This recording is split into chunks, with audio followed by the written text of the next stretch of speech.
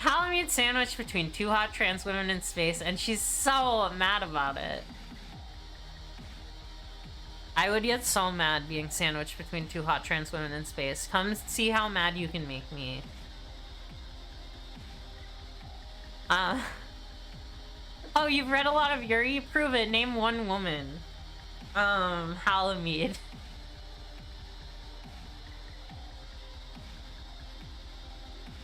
I think you... I wish, instead of wanting to be sorry, you just wouldn't be able to be happy again. Good emote. I can't do that. Welcome back, friends, enemies. Whatever. It's flexible.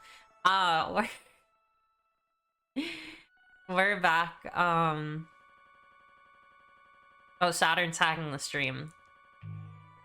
Yeah, we also have so much candy. We're working on it.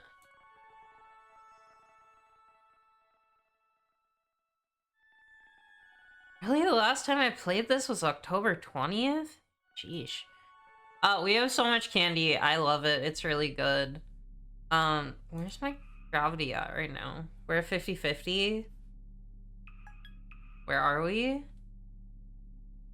We're in Lagrange? Okay. So the next round is where I choose. Correct? Let's talk to Mercury. Don't make it sound like I hate following command any less than you. Did I do the hey gamers? Am I that dumb tonight? It's okay. I'll figure it out. I don't think I did. Hey gamers! Sorry this is late, but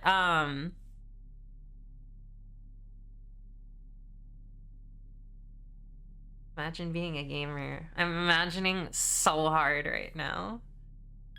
Don't worry. I would never doubt that. Hey, Mercury. Why are you still with Celestial Mechanics? Why are you, if you still are, that is? You're the one who can choose. My mouse is dying. Maybe one day I'll play a video game. Mercury. Oh, don't. If you hadn't hijacked String of Pearls, you'd be here like me, waiting. To see if it's true, that we can be what comes after being human. I don't want that for you. I certainly don't trust or believe in Celestial Mechanics or Iapetus. Wasn't that the worst part?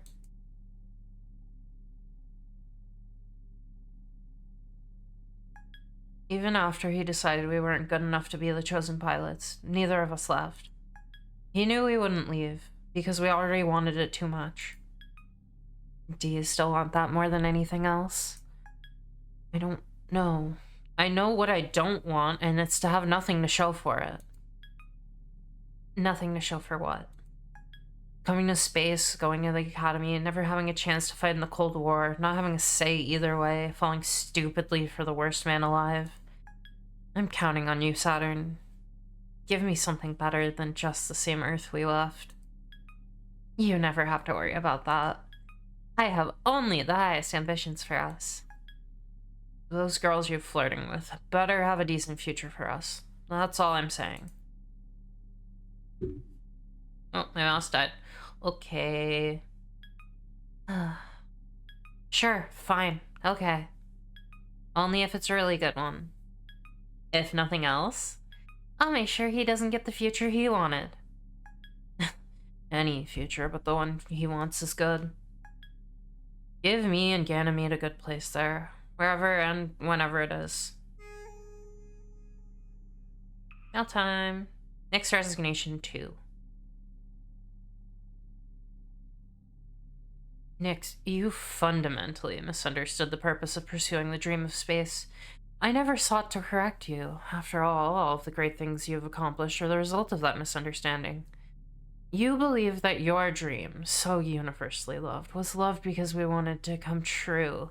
This was not the case, of course, but even though I think Memorial Foundation truly believed they wanted the same as you, But as the tides of Earth turn, they realized in their own hearts that they are not the forefront of humanity's change, but slaves to its whims. To protect human culture means to always be at its beck and call, no matter what it becomes. And their dream is one of overwhelming power, that will unlock the last mysteries and cement our authority forever. What your children achieved with freedom from gravity, we will have the power to determine on our own. I hope you can understand the depths of my gratitude to you for exploring these ideas, that they might one day belong to us. Subject: Academy Student Research Records. Mercury. Author: Pilot Operations Manager, Europa. Of all the Generation 3 pilots, Mercury is far and away the one best suited to actually be a pilot. To the degree I'd be terrified of giving that position to any other one of Iapetus's nightmare brats. Been a while, so let me remind the world. Fuck Iapetus. He needs to go explode forever.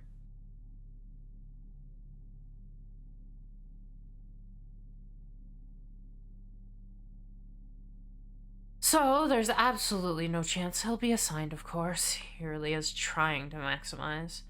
What I want to impress, however, is that Mercury is still someone Iapetus chose personally for the pilot role, when he served himself during the Cold War.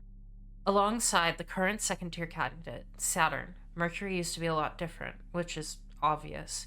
A lot of our pilots used to be a lot different, for reasons only space can explain. Space makes you transgender.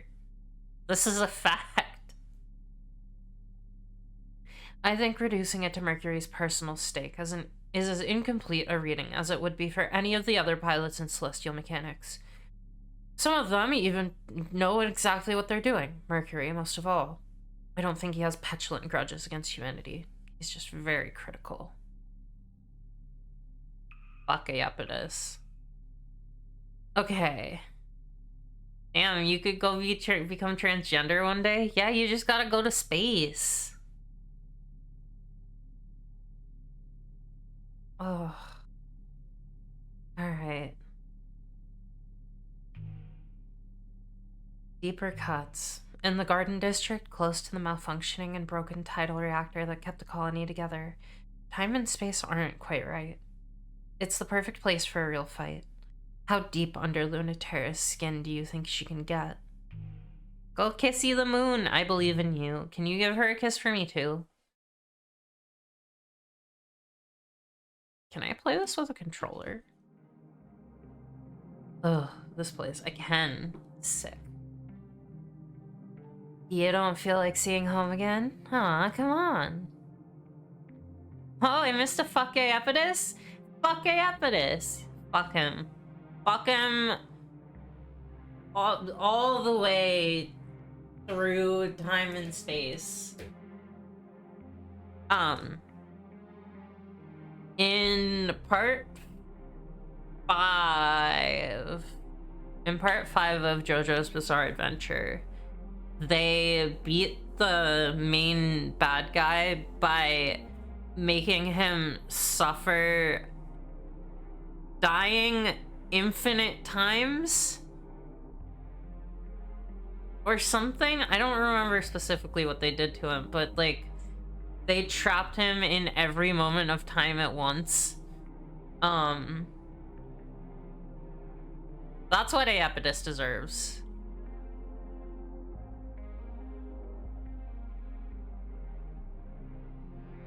Yeah. Don't tell me you don't have any fond memories of the Academy. I do, despite myself, and that's why I don't have any wish to see it like this. A ruined garden that only reminds us how weak the gravity of this whole venture really was compared to Earth. Not to mention, it was all for something completely worthless, too. Oh wait, now you're grumbling about the mission? This is historic. The Grange reactor is just a hollow shell, and there's barely any advantage to having getting it. This better be a trap to use you as bait to get Memorial Foundation off our trail. Oh no, what a terrible trap to fall in. More flirting, I see. Is it unbearable? Yes, extremely. Are you really still getting nowhere with her? What are you talking about? I think you said you were going to crack her open and peel her shell. I don't think you have. Her egg cracked a while ago, actually. Ugh, you don't know anything. Shh! What? What? Did I fuck up my headphones? What did I just do?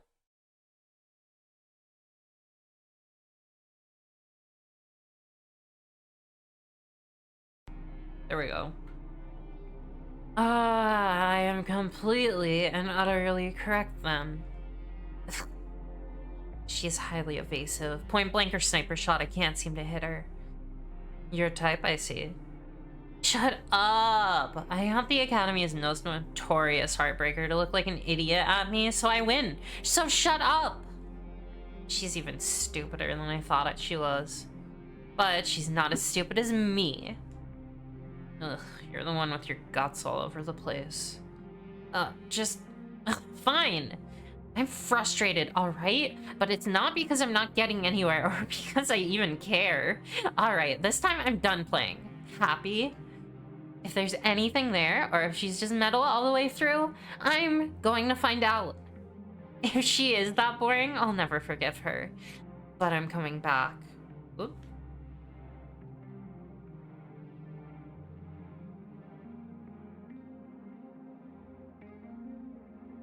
But I'm coming back with guts this time. Oh, fight for real, in a fun way.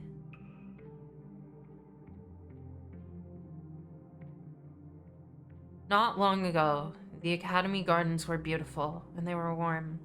Now they are colder than space. You gotta get the guts all over to make things work, Mercury. Yeah, come on.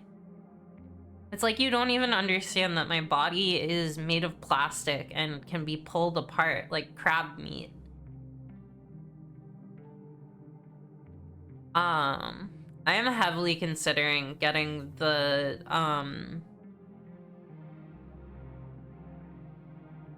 We Know to the Devil True Ending poster and putting it on my wall. It's so pretty.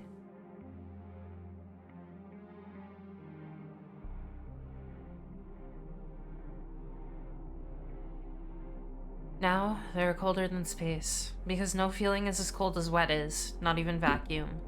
Under the stability of artificial gravity, a Lagrange colony was as Earth. Maybe even a little bit more. And being more Earth than Earth was, it was also less. And so Memorial Foundation Existential Safety ordered it abandoned first, when the space program was decommissioned. Not everyone agreed, and then there was a fight, and then the colony became like this. Ruined in a way only human things can be ruined. The reactor was shattered, and with it all possibility for life and culture. Yet still, some of it lingers. Moss grows, objects gather. Sometimes there are whispers, tidal memories, etched into space-time by the humans who spent too short a time there. True space is more of a numb feeling. It's the cold of nothing, and it feels like nothing too. I'm not so lost in nostalgia I can't tell when I'm not alone. And I know I'm not alone, so say something. Oh, I love the little string of pearls peeking around the corner. Oh, so you did come. You're always close by. And you're always hiding something. And you're always just out of reach. Even though I have seen your face, it feels like it hasn't. I feel like I haven't. Even though I've shot you through the heart, it feels like I've never touched you. Maybe you're just dense, Lunatera. I felt those plenty. I should say that about you, in fact. Lunatera, maybe you're the one who never came close enough to touch me? Am I just that good, or are you holding back? You're slippery. And you've gotten better too. What if heaven will be mined instead? No mind palaces allowed. Deeply want all the endings in the Lunati floral print? Yeah. Oh, they're good. They're so good. I know it's literally what it's called in the game, but,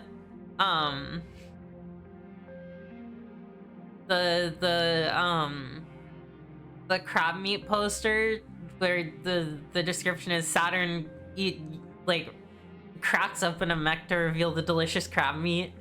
It just makes me giggle every time. I don't know why. It's just so funny. I love that that's the first scene you can do with her.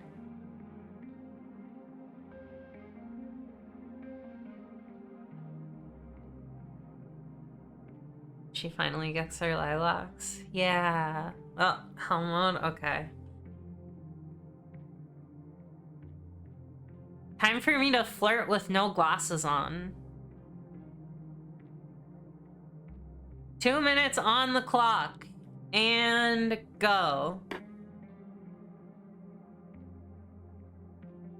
And you've gotten better too. What makes you say that? I don't already know where you are this time.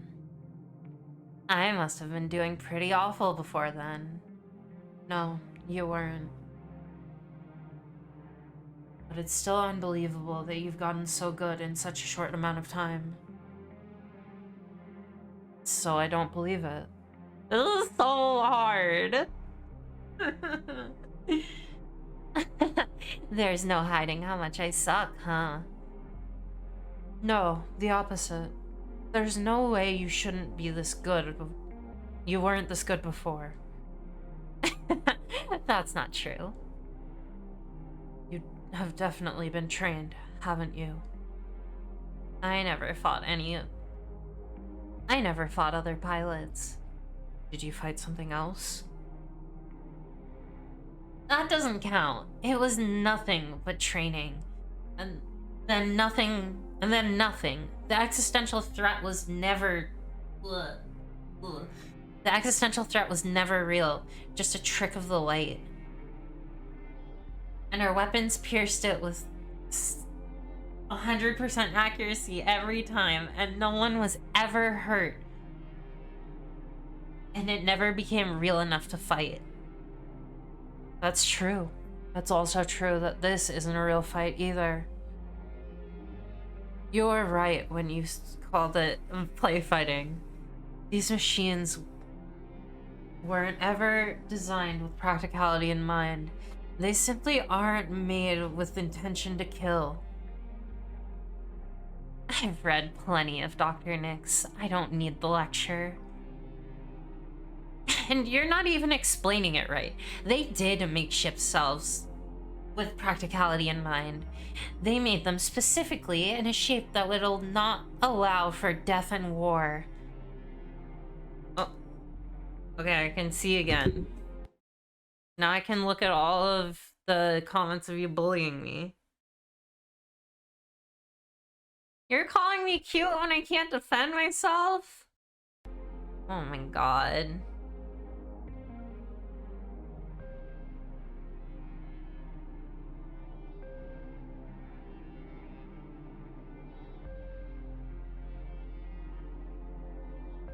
Dr. Nix just didn't want an end to conflict, because that's silly. You can't be human without it. Death defeats the purpose of conflict, which is how humans communicate and change. Death and war end conflict. The ship self signals the fundamental transformation of human conflict from suffering into love. I told you to suffer. What did you think would happen? I didn't think people would call me cute. I'm sending you all to the penalty box. Ugh. I think Hell Mode will be the funniest when I'm playing like a Dark Souls. I'm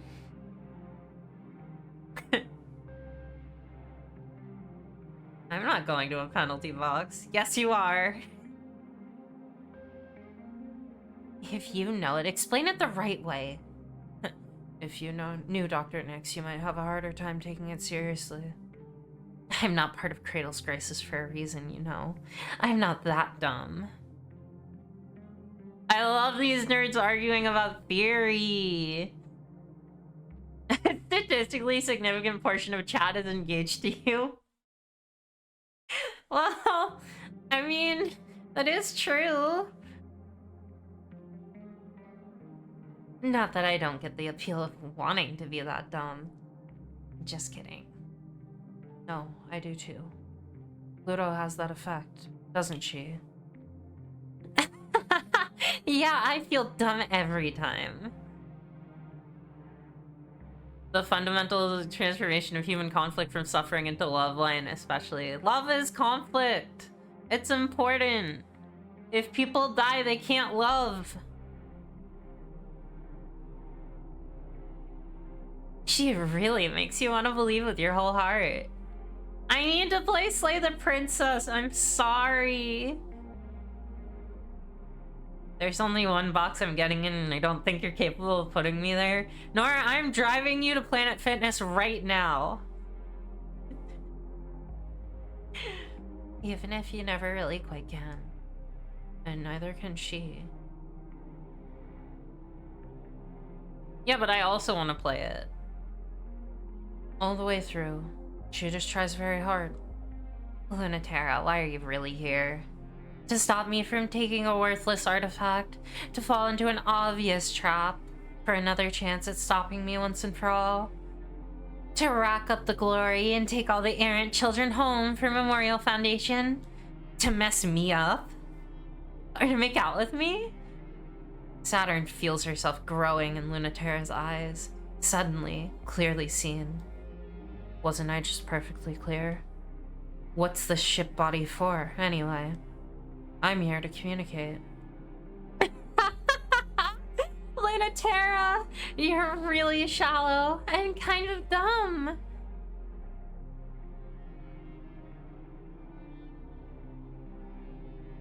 I'm honest. Finally, you're lucky that's enough. Are you ready for that, though? I don't think you're ready. Well, I think I'm ready. You want me to check? I won't give an inch. I'm not like you girls. I'm not a cosmic glow of energy in the dark. Still, I'm metal and I'm sharp. You really think I'm not like that too? But I'm already behind you. It's a double lie, because the movement is to our left, but Saturn is coming from behind. LT's instincts are too good for her to not twitch fire to her left, even as she realizes it's just bullshit. Lunatera doesn't get zoomers. Yeah, Saturn's zooming all over the place. She just chronically has the zoomies. That's what being a zoomer means, right? I'm not like other girls. No, I can't say it. Lunatera is not like other girls because she lives,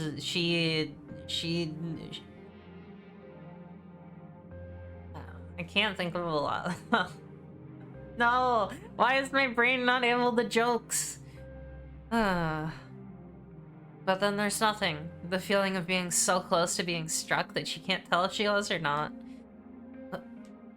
You're really not like us girls.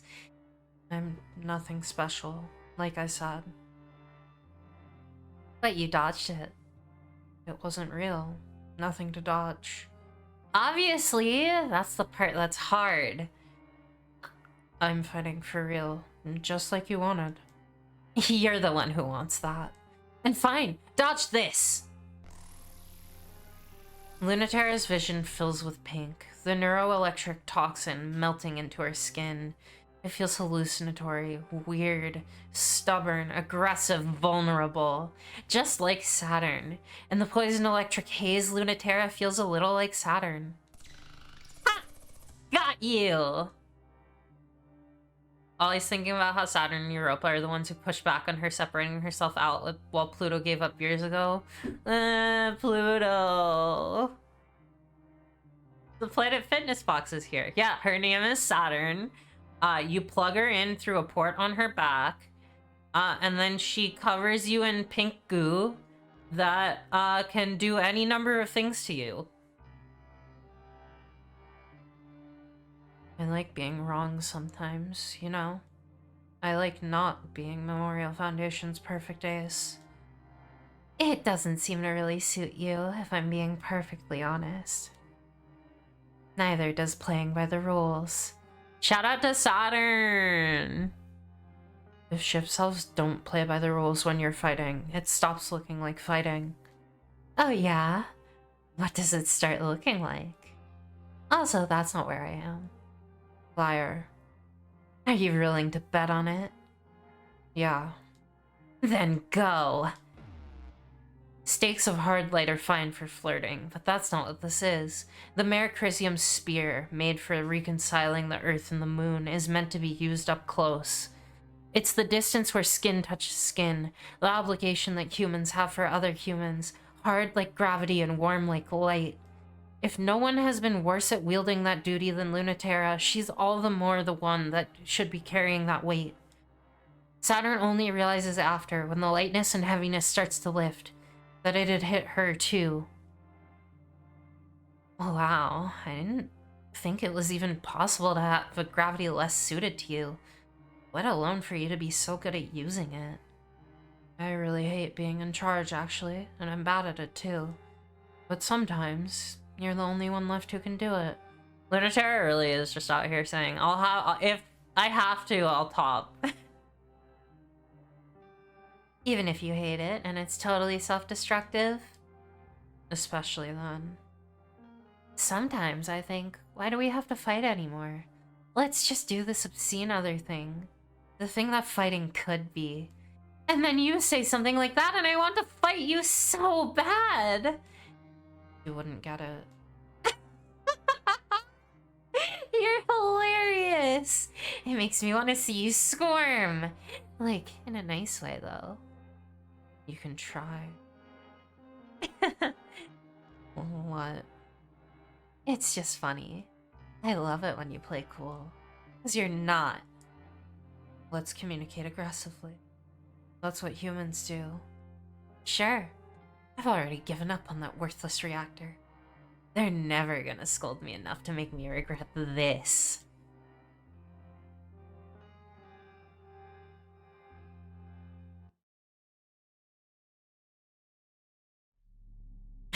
So you want to date Lunaterra? Oh, warning. Hey, is Saturn horny? I think she might be horny. Yeah, she's so horny. She is so horny. Saturn, I would love it. Just love it. Nora, you weren't here, but last time, Saturn had a whole conversation with her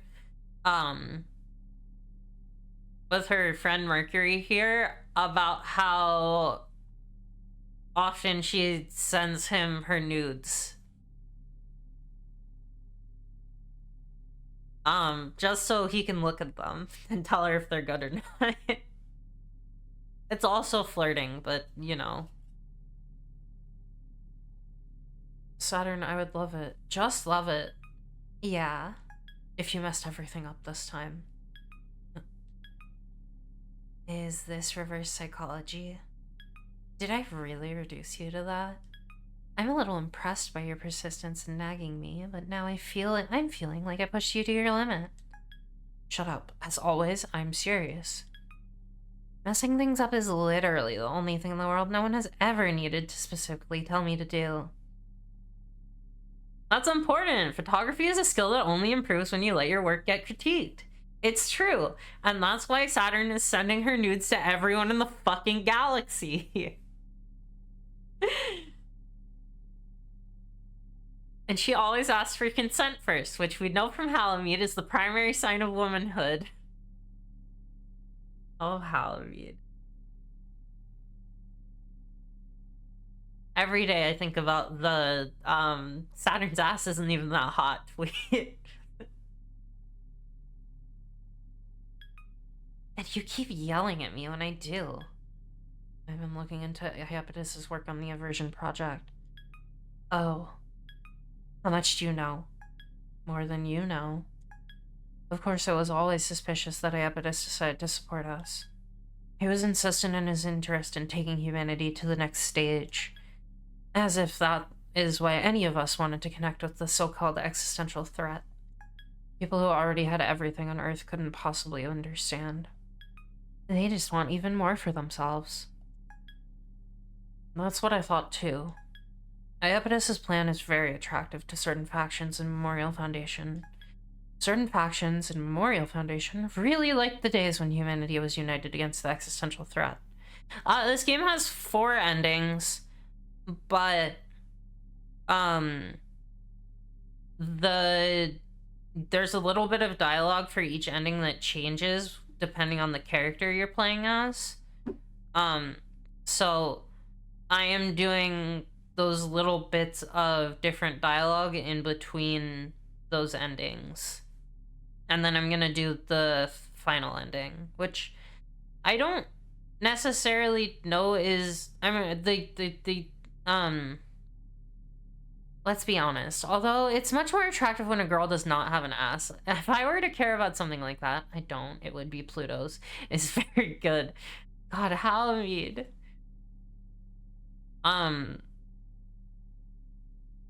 Literally, the drill of space. No one's doing it like she is. I also saw the Theodore Part 2 tweets, and I was like, oh, I have context for these now. And though Pluto is definitely not trans, trademark, Hallie still gravitates towards her. The drill of space is the big space. Except aliens aren't real. Okay, they're an nth dimensional shadow cast by the gravitational impression of human culture and space-time, but that makes them a few shades sort of real, and much less dangerous than their cousins on Earth. And even those are so weak, kids with radios can take them out. Anyway, Pluto wiped them out.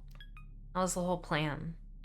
Since humanity doesn't care about them anymore, they would never expect that we would find a way to avert our tidal reactors and become the aliens ourselves. The only alien is what is alien to us, and that's fundamentally humanity. We're aliens to ourselves. F of X, that which is human, that humans are not. You love German Legos? And Iapetus isn't going to give up everything he has for that. You think he's lying about wanting to? I think he's lying to himself about wanting to. Havent will be mine, one day they'll return. Oh my god. I believe it. If they ban me from hollering at the trans women, I will face... if people at the zoo ban me from hollering at the animals, I will... No, I don't remember the second half of the tweet. I will face God and walk backwards into hell. There it is. Oh my god, thank you for that. Wow, my arms are sore. I didn't realize. Oh my gosh. Ugh.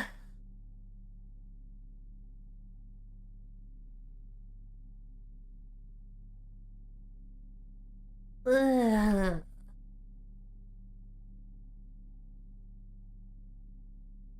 I did not get donuts today. I got gas today, though, and that was way more expensive than donuts. I also have cookies at home. I have cookies here, and I want to eat those. I also have cake, and I want to eat that. Maybe if someone bribes me with tea, I'll also get cake. Gas does not taste as good as donuts. Havent Drill Me Mine's last post was the internal dialogue of games journals watching Lunaterra fight girls. Wow, I'd love to break her legs. Let's see her withstand the burden of the cross. That's just a Halloween tweet.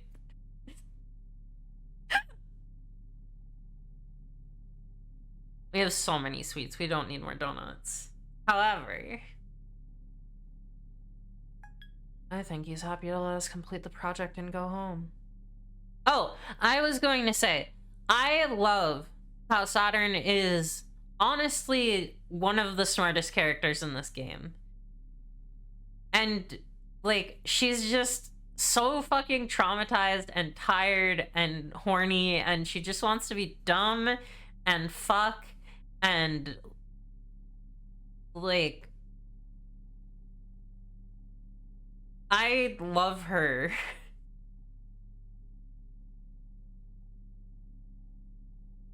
Shout out to trauma responses that are weird. She can read. She read all the theory. But again, yeah, she is dumb on purpose when she wants to be.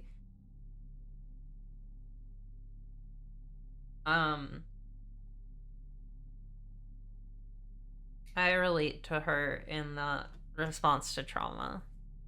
I am also much smarter than I think I am.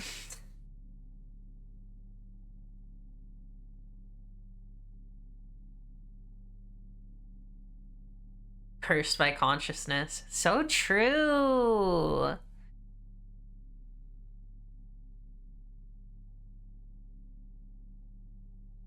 I am not smarter than a 5th grader. That game is hard. I mean, I might be smarter than a 5th grader generally, but I'm not smarter than are you smarter than a 5th grader? Because that game's hard.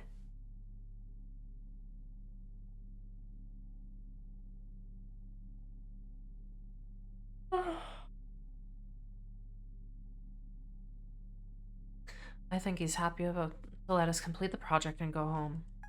Because he'll have exactly what he and the rest of humanity is longing for. The entire time you're playing the game Heaven Will Be Mine, you're just thinking, I don't think heaven is going to be any of theirs. It's just fucked. So true, Drill. The scapegoat. Someone to be an alien humanity could guiltlessly fight against. Do you think that Heaven Drill Be Mine gave up and switched to being Hime Drillshi? There's some good ones over there.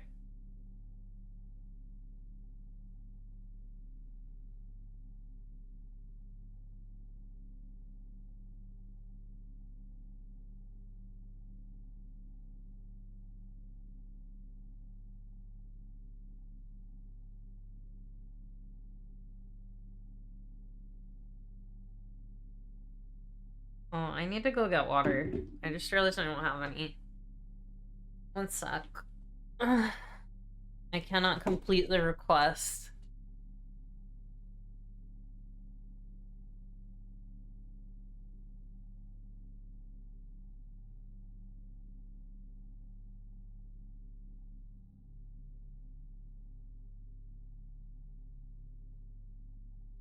I have water now.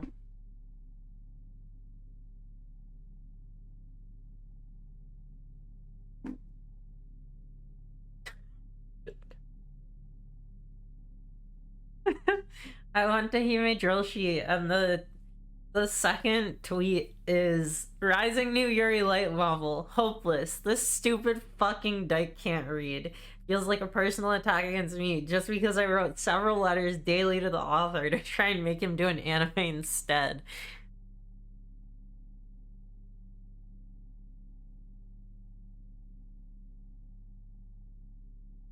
That's a Lorelei. Lorelei's are very smart, though. You forgot to tell me you made your own version of the Halloween post, except yours was titled You Can Just Try Estrogen. That's a better title. I didn't want people to get mad at me, though, because I know how it goes. I am not brave enough to say what I truly mean. Also, maybe some people want to try testosterone because they were a cowboy.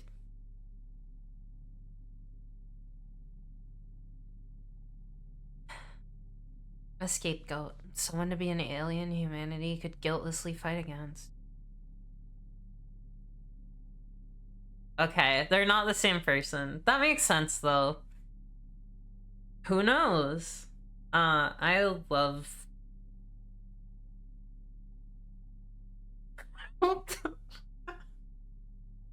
Wait, what is this one? Boys, period. More like, period. Quotes. Woke, all caps. Hashtag Bitcoin. What?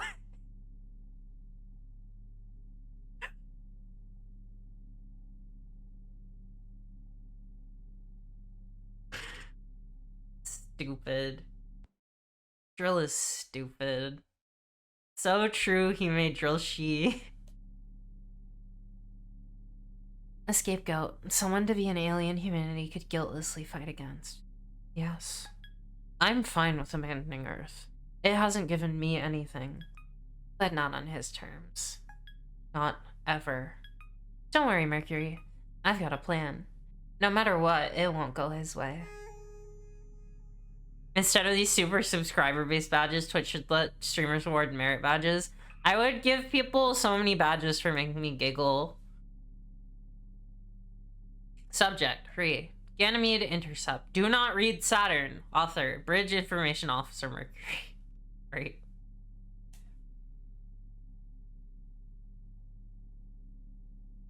But do the Eagle Scouts have a cutie merit badge? Cause, you know, I can fix that. Joan should get one for being fast with copy pastes. But I don't want to be a scout again. Nara, play We Know the Devil! I'm no longer asking.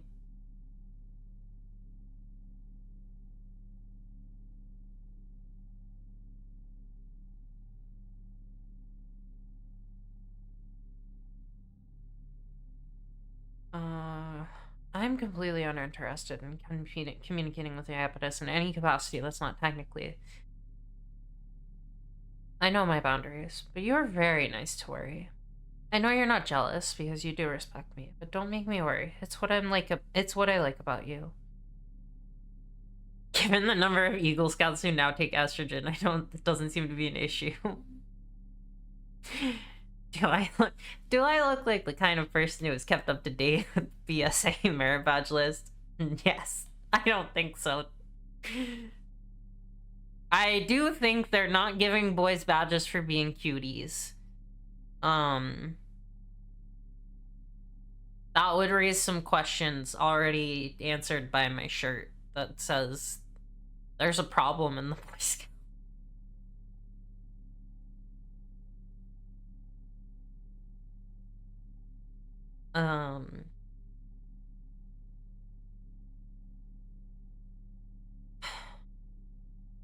I know you're worried for me, not about me, and I appreciate that, but I do want to clarify things so you stop asking me about it, even though it is cute, and I do appreciate it. Really, I'm not just saying that. Please don't hear that in a passive-aggressive voice. But I've been meaning to ask you this for a while. Is it okay I believe in this? It's important to me that you understand it's nothing to do with him. So I worry that means you don't understand what it means for me. Adult men giving teenage boys merit badges for being cuties is actually the main PR issue the Boy Scouts of America has faced over the last 30 years. Yes, I'm aware of this. That's why I said what I did. It's bad. Hi, Cinders. Sorry, I scared you. Come here. Come bother me on stream. You come do it every other time. I'm sitting in this chair. Come here. Here, Cinders. Come here. Get up here. Yeah. Do a jump. Can I make it that you can't get in this chair anymore? Here, come on.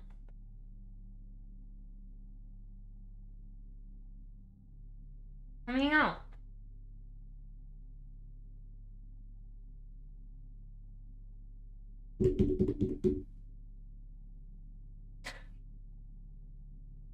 I wish I could scoop you up with one arm, but I can't. Come here. I can't believe it's already been a week since you met the cat. I know. It's been fun. There's a whole me up here. I will pet you. She's not interested in bothering me today.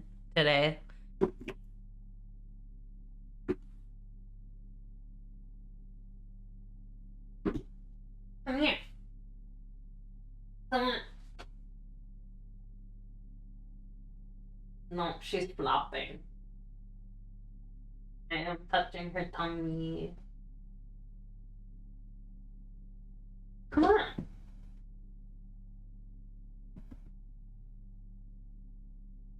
Come hang out. The people want to see you. No. Quick, let's swap. You clean my dishes and I'll amuse your adoring fans.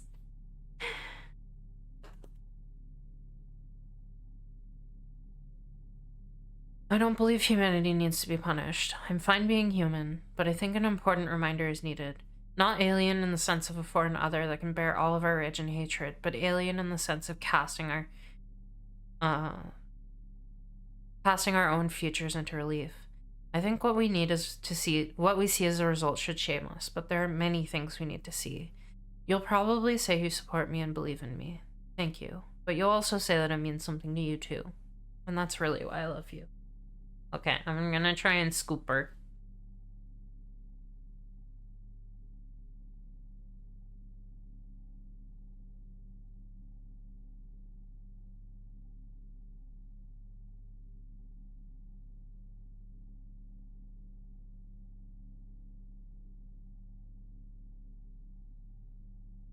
He's like lying down on the floor.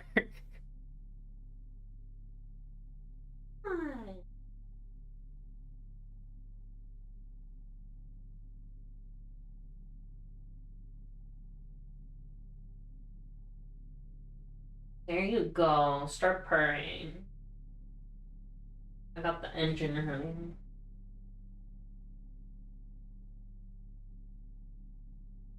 Oh, thank you. Oh, sorry. There we go. Ah, here she is.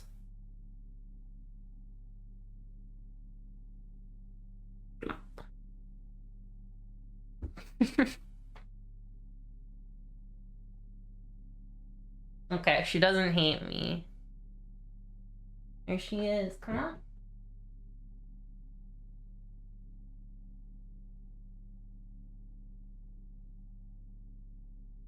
She slipped out of my arms. Come on. I have a nice lap.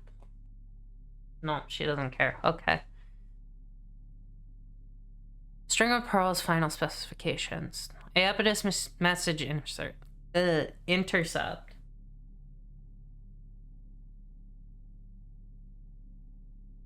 Celestial mechanics ship self-design. Armorister has evolved beyond the need for cat girls. You just evolved beyond the need for playing Armorister as a cat girl. Cat girl mech pilot NPC. This is not what we talked about. Not by a mile. You know I don't actually have a moral compass that does not revolve around what's cool. So coming from me, just know that it's my professional opinion that I'm not even sure that this is cool anymore. Creating a theoretical matter is not even hard under laboratory conditions. And in space, it's easy to sustain it, but the creation of exotic matter like electrotoxins can get really not fun if you're not careful. Since you hate fun, and I already know that's not what you're after. And you don't have to level with me or anything. That's fine. But I do want you to know that this thing is basically designed to generate as quickly as possible. The reactor tends towards diversion, and that will require a pilot I really would not want to meet. And a piloting style that no one should ever do. Eventually, it's going to drag the pilot down, and that's going to be really weird and ugly unless they are immediately destroyed. Clearly, you want that. I mean, you've said so. But if they're going to have so much fun in there, let me try and convince you that you should set a self-destruct in there. Maybe something cool will happen when she averts and this ship self keeps her anchored in space-time to mess everything up. If it's not, don't you want a backup option? Becoming stars. The Lagrange colony is an uninhabitable husk, but Cradle's Graces still clings to it, quite literally. Pluto's dream might collapse under its own weight, or crush Saturn under it. This is the one that made me cry last time. The whole colony? It's so refreshing to see you surprised for once, Saturn. I am soaking it in. Mercury. Ha ha ha, Mercury. But seriously? He wants me to stop Cradle's Graces from taking the entire colony out of the Lagrange point? Bunny, Arcanist, and a bull paradigm. Good animals. I don't know if you know this, but I like the noise. I want to play Paccarat at some point. I'm gonna have a good time with that game, I think. The problem is, like, I don't know how fun puzzle games are to watch. The other puzzle game I was really thinking about playing, which I know is not a streamable game, is Void Stranger. And that's because its puzzle design is actively hostile to, like, going fast. I have heard amazing things about Void Stranger, though.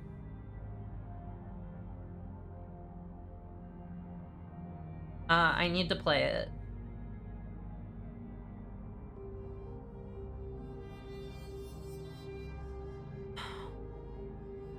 Why? Why would they do that? Why would we care enough to stop them from trying? The colony should just rot. It's over. There's nothing left there. Cradle's Graces wants those memories to live again. We need to discard Earth completely and start something new. It's an anchor pulling us back home. The success of opening the gravity well on the moon will depend completely on how much is holding us down. Even weak gravity like that. That's more than just stopping her, then. Just stream Suika, but with the Niji Sanji tits game. That'll grow the audience. I mean, listen, I can bring up booba.rosemilovelock.com all day. However, I can also just get it on my Switch. Like, I could literally just do that. The problem is, like, the thing people like from Suika is that, like,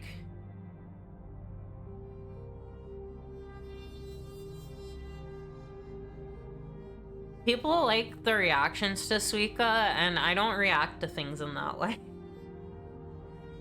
I'm not a reactions girl.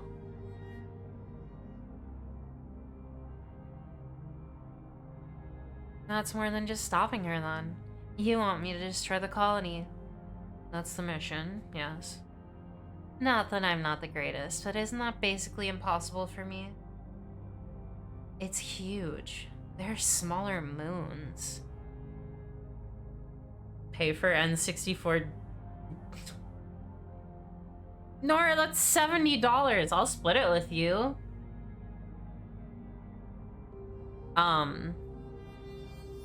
It's so much money. It took your friend and you to 11 years to beat. I think I could do okay. Maybe. Gen 1 is weird. I guess Pokemon Stadium's Gen 1 and 2. Gen 2 is weird.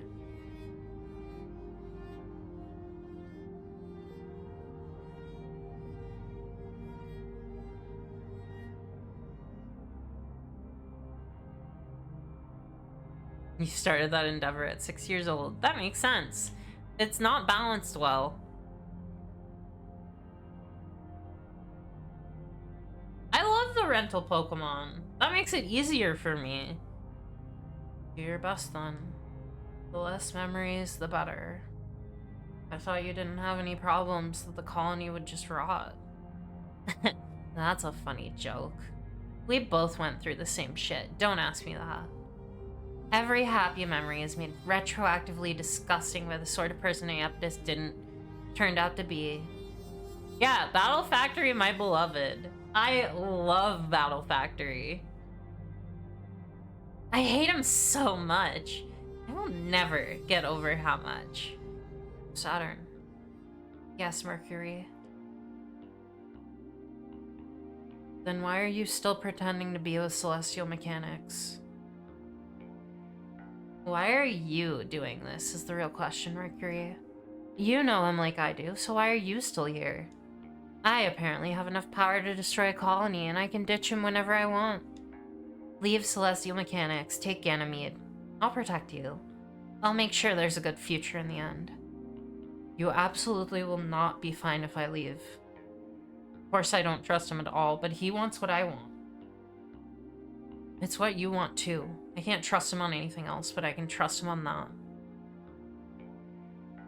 Even if he's just doing this for his own gain, with some other agenda in mind, he's truly going to give us this. Ugh, disgusting. That's what I fell for, so stop reminding me.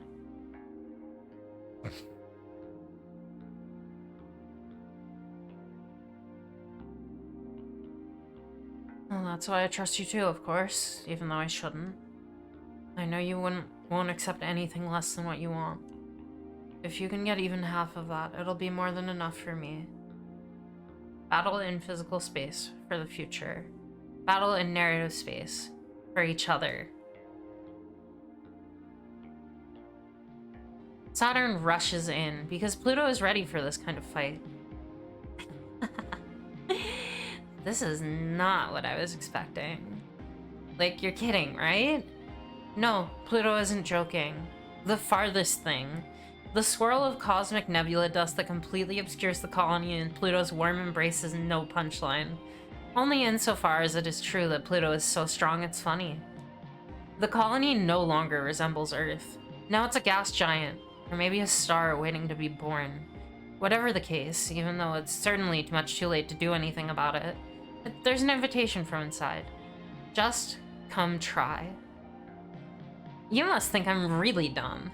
Or you must have a lot of faith in me, in which case you're really dumb. It could be Saturn's perfect opportunity, if she plays her cards right. Pluto's putting everything she has and more into just attempting to move the colony. If Saturn can find her, she'll be helpless. And how am I supposed to do that with you filling up the whole universe? Your story is everywhere, pulling at everything. How am I supposed to compete with gravity so strong even the narrative of space-time is bending? Oh, hi there, Saturn. Are you just passing through? Hi. I think Saturn and Pluto should kiss. Fancy meeting you here. How do you know it was me?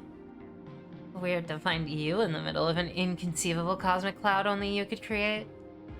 I know! What a coincidence! I've sort of been ordered to fire on anyone in it, though. I think this might make things awkward if you try and get closer. You could at least pretend to be a little afraid of me. I think Saturn and Lunaterra should kiss. I think Pluto and Lunaterra should kiss. I think Mars is very pretty, and I want to kiss her.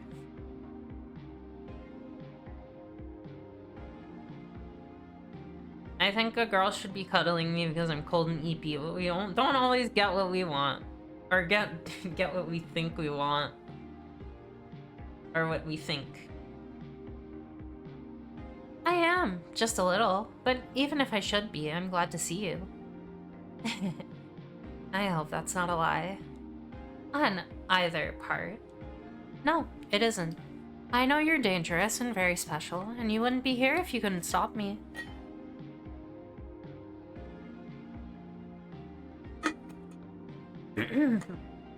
Okay, we should be back.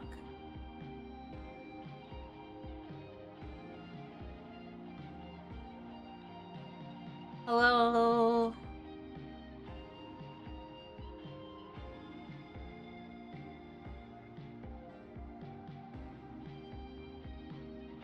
I was hoping I could convince you to destroy this place with me. You're impossible. It's adorable. You're incorrigible. I like it a lot, actually. I even envy it a little. Oh. Thank you. I was just being difficult. Which is very charming of me. But I was half serious, too. Nope, never. I was almost tempted, though. I don't know what your memories of this place are like. They're bad and good, right? And always a little worse than better? It's the same for me, but this place is still precious to me. It was a seed for life once, and maybe it can bloom again. so I'm going to protect it. Oh, that reminds me. What are you here for? Do you mind if I have a personal question? What are you trying to do with it? I'm going to not destroy it. Ah, phew. That's what I was worried about. I really know when I'm beat, so I'll just be... Hey, stop right there! What? I was just trying to banter. You tried to shoot me! That's dangerous. I didn't. You were thinking about it. Of course. Well, she was. More like Saturn was trying to get a bead on Pluto. The string of pearls tides ripple through Pluto's nebula cloud, hoping there's something I can find eventually. It's not like Pluto is hiding. She's just everywhere, and it's hard to tell where she ends or begins. Aren't you thinking of shooting me too? You're the one with the advantage on visibility. I'm just sitting here and can't find you in that cloud. Oh, you're totally right. Dear super weapon of Cradle's graces, are you actually a little naive?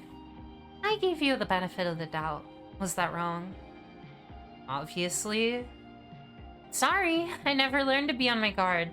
There's no need to be when I can tell what people are thinking, and nothing can touch me. Pluto pout, Pluto pout. Everyone loves it when Pluto pouts. If it really actually worked like that, you'd absolutely never trust anyone ever. I should be back.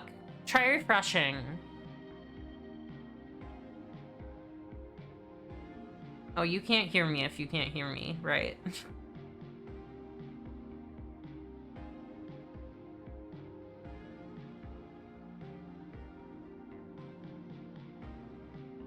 No, I trust everyone. I can always trust people to do what they always do. After that run-in with Lunatera on Aries, Saturn is so weirded out by not being shot. It's just so right of her. It's so right of her. Do you think you can trust someone to surprise you? Can you trust them to do something you wouldn't even think of? It's when they surprise me that I'm the happiest of all. That's when I really feel like we're not doomed, set in stone, always making the same mistakes. I'm being stupid and following my heart, just like you. You're going to have to do better than shoot at me if you want to surprise me. There are other ways to fight. You're better at that than me. I think you can surprise me. Is that what you want? On Earth, our souls are weighed down by gravity. At the same time, gravity holds us together, tells us who we are, good things and bad. The Earth's gravity is strong because it's all of us together. Forces that would be insignificant on their own are powerful enough to make a planet when we hold it together. That's why we are much stronger on Earth. Even the weakest human has that sacred light of the soul and its many powers. To forbid direct contact with the soul, to wield the arts and sciences in shaping existence, to be many and also one. In space, our gravity is weak. Without the constant pressure of tidal reactors, our souls would dissolve, the way that water, at high enough altitudes, will evaporate off a pilot's tongue without atmospheric pressure to remind it to be water. Stories bleed into each other easily, and our shapes don't hold steady. The fragility of our ships couldn't survive a moment on Earth. In space, there are things we could never do on Earth. With our heaviness, we could never be so tender. Okay, I get it. Let's pick up from earlier, but fight in the way only pilots can fight. In the way only us close to the edge of being human can fight. That isn't fighting at all. Love to be stupid. Do you feel the same way, Pluto? You are listening, right? I was going to tell you I don't have time to play today, but it sounds like I know you know I still want to anyway. That's going to make it harder to convince you to leave me alone and let me do this. You are here to play, right? No convincing me. I can pick up on subtext. Blame it on the wicked celestial mechanics pilot who bothered you and didn't let you get any work done. The thing is, it's fun. More fun than hacking. To bleed, corrode, seep into the mist. Saturn can feel every particle, and the celestial physics that make them move. It's a swelling orchestration. Pluto is conducting something beautiful, something overwhelming, and the equations are hints and patterns to how Pluto thinks to where she might be. It's simple to trace back. Easier than hacking, too. Saturn wants to be bad so much. Space is boring. Space is empty. Space is broken. Space will never give us everything we want. Space is a hope that we want to make real might already be out there. What we want to make real might already be out there. Just reach out in space and time and we can almost touch it. Space is just a means to an end, but for a moment, Saturn is overwhelmed with how beautiful even the boring, dead, empty space can be. Even just the way that dust moves around. That's when Saturn realizes she's lost. She went in to tear open the story, twist it around, and instead, she got so lost and happy in it, she didn't even notice the clouds swirling around her, the cosmic dust covering her, Pluto holding her tenderly. I want to hold the Saturn. Pulled into the atmosphere of the colony, they orbit gently. Saturn has no reason to fight. It doesn't even feel like she lost. It feels like she won. Like she won something special. Okay. Okay, Saturn. Open your cockpit. Why? Because I trust you. Do you trust me? I do. The same way you trust me. No, I trust you way dumber than you trust me. You're so amazing, and so much more amazing because you believe in something like being human. Why are they making a TV show out of the Santa Claus? Why? Oh god, I'm sorry for being yawny. Instead of shooting Tim Allen out of a cannon. Ugh.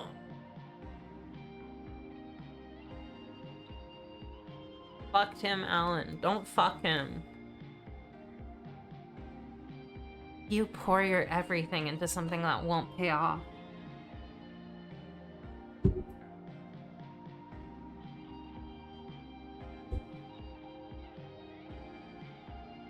Stretch.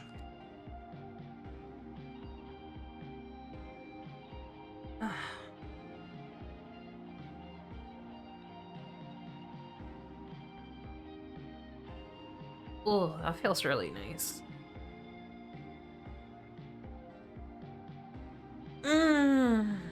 Okay. Thank you for making me stretch, Laura.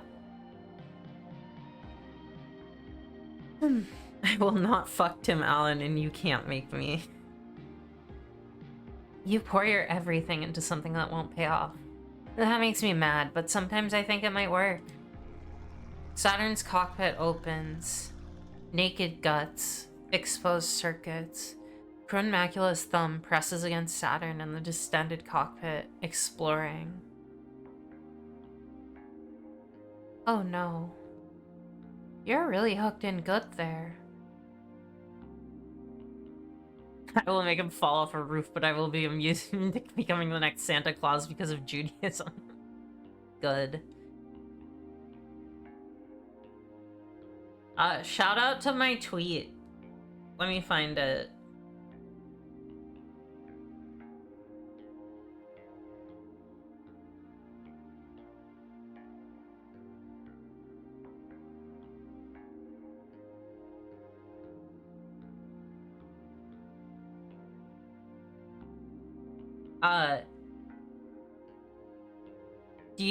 My tweet. Do you think Saturn gets horny about her spine port? Why would you ever do such a thing to yourself? You don't have to answer. I understand. Your cheeks feel human. Your cheek feels human and soft. Oh, wow. Suddenly, I don't feel like moving the colony much. Maybe not destroy it any more than it was before will be good enough. Why am I doing this? I need to get back to my post. But you look so nice like this. I want to get closer. Is that okay? No, I guess I shouldn't.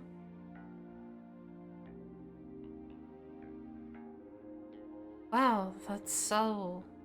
God, sorry, this is... This one bit makes me blush so much. Oh my god. The kiss is so cute. Their faces. They both look like they just woke up from a dream. Saturn's face looks so good. They're so gay. I love being this kind of gay. It rocks. It rocks. Look, as someone who is redacted, I can say with full confidence Saturn gets horny about her spinal cord. What's the redacted?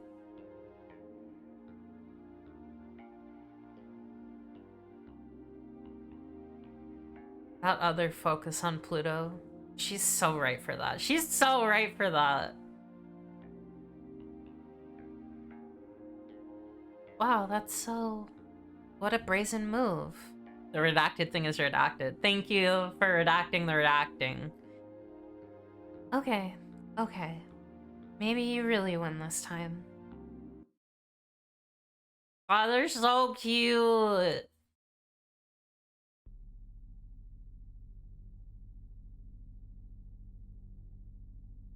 I'll just read Saturn's. It's January 30th, 1981. They don't name it because naming it gives it power, but not naming it gives it more. It must be in every corner, behind every door, far, far away, and in the spaces between stars. It's defined and categorized in every human culture, and it is deliberately omitted from the explicit naming conventions by Memorial Foundation in favor of a euphemism less captivating to the imagination, such as existential threat, rather than a specific word that would stimulate the imagination.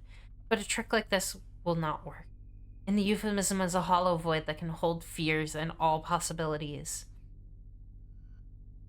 Through gravity, humans decide what is real and what is not. But what is not does not stop existing. And it, like humans, can decide. It's the kiss of inverse, everything that humans can imagine but can't become. The shortcut to attaining it is to forsake everything that humans already are. If a bunch of idiots get tricked into going there, it would make a very convenient enemy for Earth. That's their real fear. Before that happens, I'll tell you a little secret. Ready? Speaking as a scoliosis haver, weird spine stuff good? Weird spine stuff good.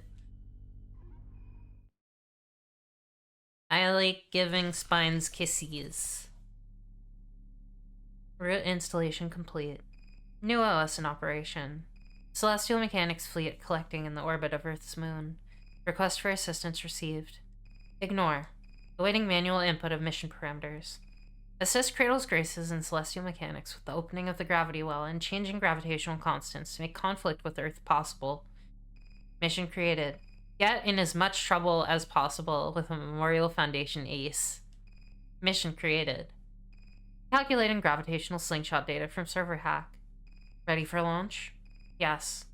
Accepted. Normalizing gravitational slingshot effect. Prepare for immediate launch to Earth's moon. Right, we're almost there. This is where I'm gonna drop a save.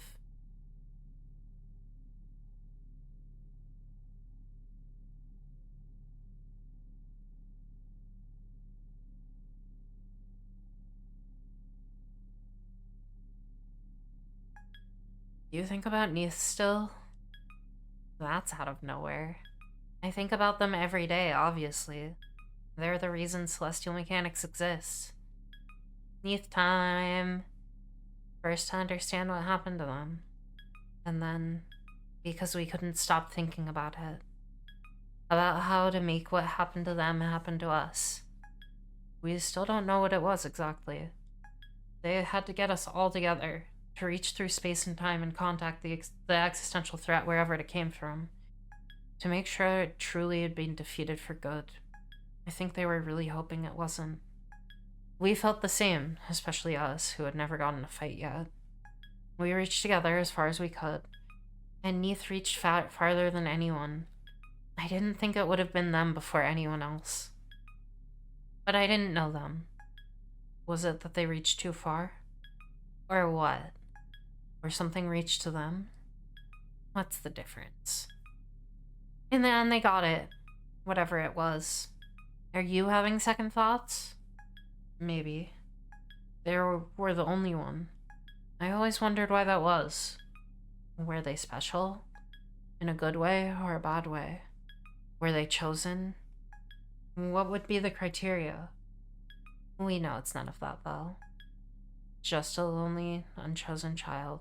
Without so little presence in this world, they fell into another one. That's how it is. The only trick is how to do it on purpose. That's just it. Are we too attached? I want to be something new and share it with everyone. Am I too heavy for the apple? It's a thin line between falling into earth inverse because you have hope and because you don't have any left. Am I too heavy for the apple? We should be glad it's not so easy, you know.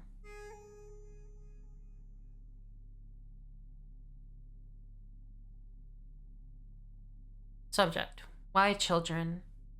Origin: Memorial Foundation Space Program Documentation. Author: Director Nix. They aren't children anymore, but when they were pilots, they were, for all the obvious reasons that children are more suited to be pilots than adults. Since the decline of the space program, there have been fewer and fewer waves of new recruits, and the current pilot generations have no successors. Adults are serving as pilots because there are no longer any children in space. And adults should not have to serve as pilots. It would be cruel to send children to fight a war so that adults don't have to, especially as adults have far more powerful tidal forces than children.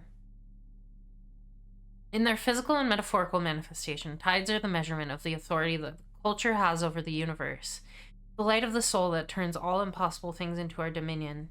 The gravitational forces of children are weak enough to perceive and engage the existential threat without obliterating it instantly, and as a cancer that exerts subtle influence in the back of our unknowing minds, they are suited to protecting us for it. For this reason, Memorial Foundation has pushed against traditional cultural institutions for engaging existential threats with this more humane practice. Due to the resiliency of children and detrimental long-term effects contact with existential threats have on adults in the vast majority of cases. In some exceptional circumstances, contamination lingers in children. Their gravitational forces never achieve sufficient power to extinguish the existential threat without resistance. Without the tidal force to challenge other adults, they remain in limbo, unsuited to anything else. The remaining small percentage of the original pilot program that continues to reside in space is made of such cases. Subject: New aversion proposal. Memorial Foundation Central Classified Extract. Author: Memorial Foundation, Celestial Mechanics. Thank you. I'm no different from my former colleagues. I think we all want the same thing, ultimately, every one of us. I'd implore you to be forgiving of them, though not of their methods. Many of us are thankful for the ending of the Cold War. The paranoia and suspicion that accompanied the strength of the existential threat in this world, as it fed on the trauma and malaise and discontent of the world after the war. But I think some of us must have some reservation about the future. In abandoning existential threats to address the threats of our home, it will inevitably result in us turning to conflict between humans once more. And in turn, the existential threat will thrive. We are looking for the smoothest, most uncontested future. I won't lie. This will not ensure happiness for everyone. In fact, it may be difficult to understate how much it will ensure the opposite for what we ensure are very few. But what I'm proposing will ensure the maximum happiness for the maximum number of people. And what else can we do? Things Nix doesn't understand. 1, siblings. 2, the difference between affect and affect. That's funny. I mean, sometimes I get them mixed up. I get it. Okay.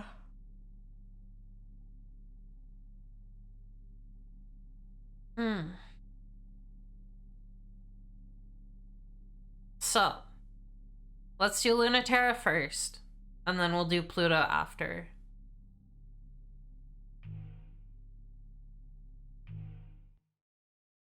I'm gonna skip through this because I will do it another time.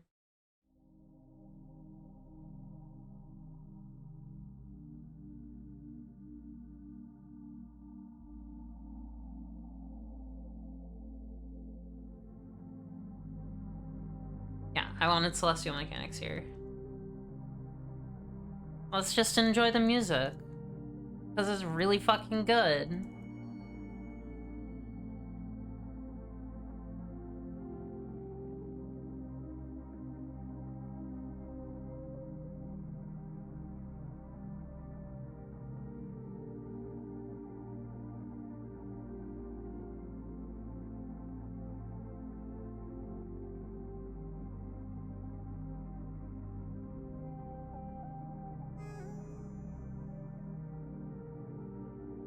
God, they're so pretty.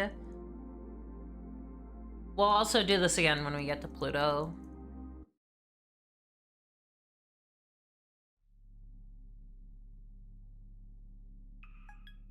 Everything is ready for you. I wish you had let me help you more. Nick's the absurdly good author, writer, philosopher, etc. Not knowing the difference is very, very good. Yeah, it's great. You'll be fine back home. Without a ship. I envy you a little bit. Piloting is for girls and jocks. It's not my thing. But I wish I was coming with you. Sometimes. A very, very tiny bit. Mercury. We're very different. But I love you. We're parts of the same thing. We wanted the same things. And I'll walk alongside you until we get them. Really? You're not leaving? Possibly forever? But I'm leaving, you're coming with me. If I stay, I'll bring you home. You know you can't rely on me for anything, but you can count on me for this. I promise. Promise. You promise with correct punctuation and capitalization? So you know it's real. What else can I do to pay you back? Nothing. I count on you for a lot, Saturn. The same way you count on me.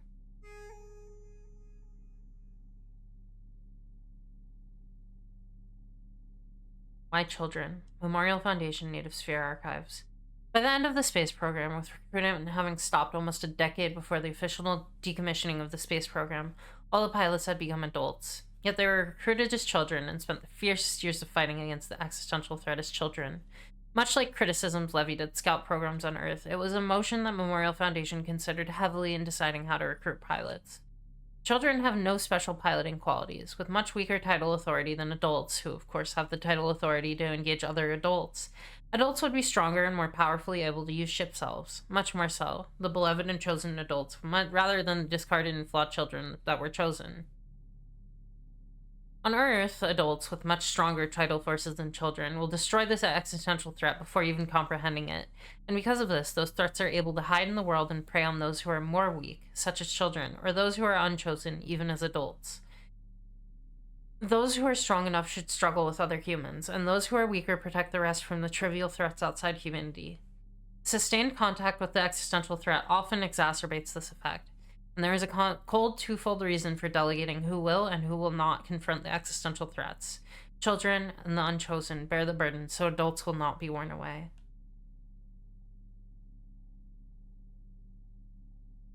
Plastic versus metal. Earth has promised to let the children of space sort themselves out, for now. But their machines of war guard the way back home, just in case. When Saturn and Lunaterra meet in a chance encounter, the true terror of humanity stares them down.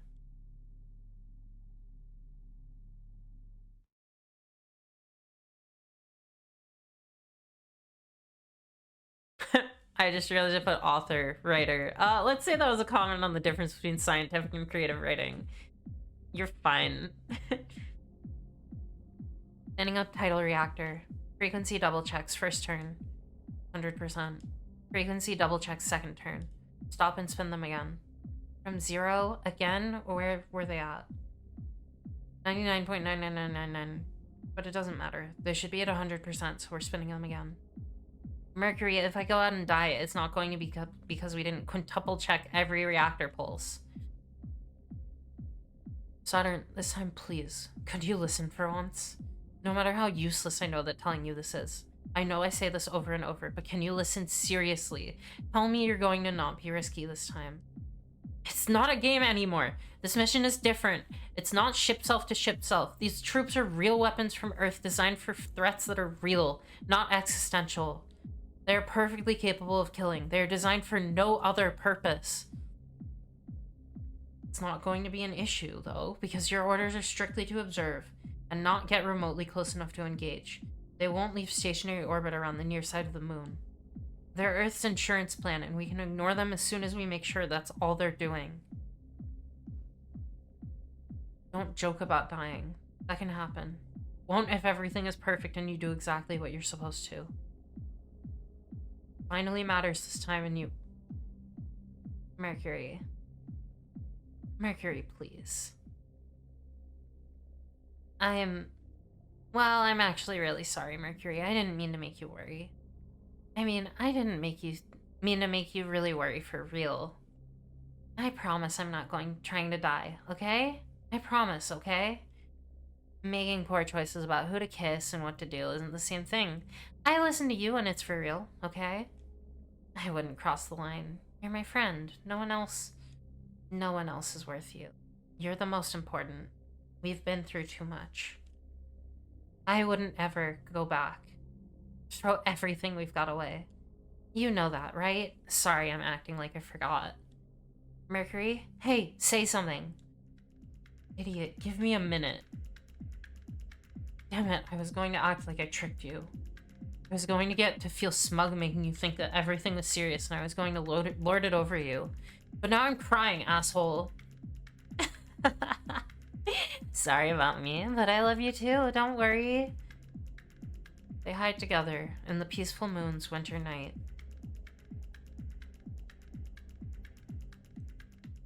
It's winter on the near side of the moon, which means it will be half a month before this hemisphere sees day again. The frosted forest will see spring in a week, summer the week after, and fall the week after that. A year of seasons in a month-long day. Even terraformed, could humans live like that? On the near side, though, at least the Earth will always be in the sky. Eternally huge, shining with authority and kindness. Unlike its agent, who hangs in the corner of the sky like a migraine aura. There's nothing extraneous about its shape. It's here to do just two things. Look, then kill. When Saturn flew a millimeter too high, the autonomous military unit looked and then killed, but just too slow. Lunaterra pushed her away and dragged them both deep into the lunar forest. The winter forest. The unit looks twice as hard. It's been encouraged not to miss twice. Shh. Don't make a sound. You're being too noisy. I get that a lot, but this time I'm not making any noise, so don't tell me to be quiet.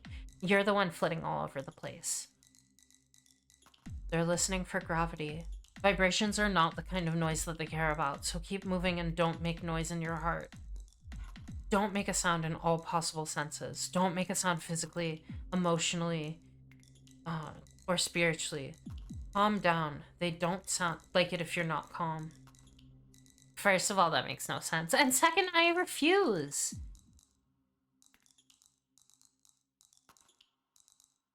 I don't think you should die, so think of something else to do instead because they can kill you. Don't be the angry queer they hate. Oh my god. I didn't even think about that. Holy shit. Yeah, oh, that's a really good read, actually. I like that. Unlike me or any ship self, so think about as little as you can, okay? Keep your tidal reactor's output to a minimum. It helps to make yourself be like an object. You will be a thing that other things happen to rather than an agent. That's what it's looking for. Agency, so it can make it cease immediately. Imagine being an angry queer. I'm not. I'm a tired girl. I will help the angry ones, but I don't know if I have the energy to be angry. That's not true. I can be upset sometimes. The missile is EP. I'm also EP. Ugh. Hallie comment on the scene. This is how you lie to not be killed. This is how you pass. Thanks, Hallie. I was like, I was almost like, wow, I'm surprised she, like, doesn't want people to be killed by these things. And then I remembered she's also the kind of person that they would kill because she's the kind of person who is in space in a ship. She is not quite human anymore. So I'm absolutely not going to. Well, me too. That's why I suggested it. But you're right. I shouldn't have suggested it like that. How about this? Instead, start by thinking about the Earth. The autonomous device becomes visible instantaneously. It doesn't look anything like a ship's hull and bears no resemblance to a human shape. Because there's no intention for its design to accommodate humans. That's the opposite of what it does. It has nothing to express, only a function to perform. What did I do? Probably thought too hard about Earth, but shh, all the same. It's so creepy. They're supposed to represent Earth. Good morning, Santo! Have a good morning. Jupiter, we know the devil looking at Halamede. Like, I wasn't that bad, was I? No, Jupiter, baby, you're just closeted. It's okay. I don't think you're a chaser, Jupiter.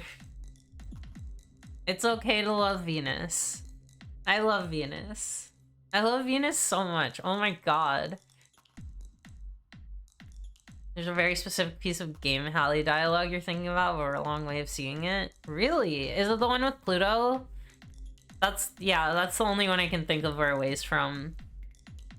We're about to get some Hallie, though. Lorelai gets her Venus tattoo when? I want to look at it. It doesn't even look like humans made it. Really? I think it's rather appropriate. It doesn't look human at all. They can detect an artificial gravity reactor, but they don't really know what to do unless they can lock a target and kill it. So if I can't verify what it is, it won't do anything. It feels so heavy suddenly. What is this? Probably not getting another tattoo until next summer. That's fair. You don't want that in winter. It'd probably be even itchier. But also, buddy. That's a bigger one too, right? I guess the droid's pretty big. I'm telling you, that's the Earth. Real gravity. It's very, very heavy. You can feel its authority. That's the gulf between us and a planet.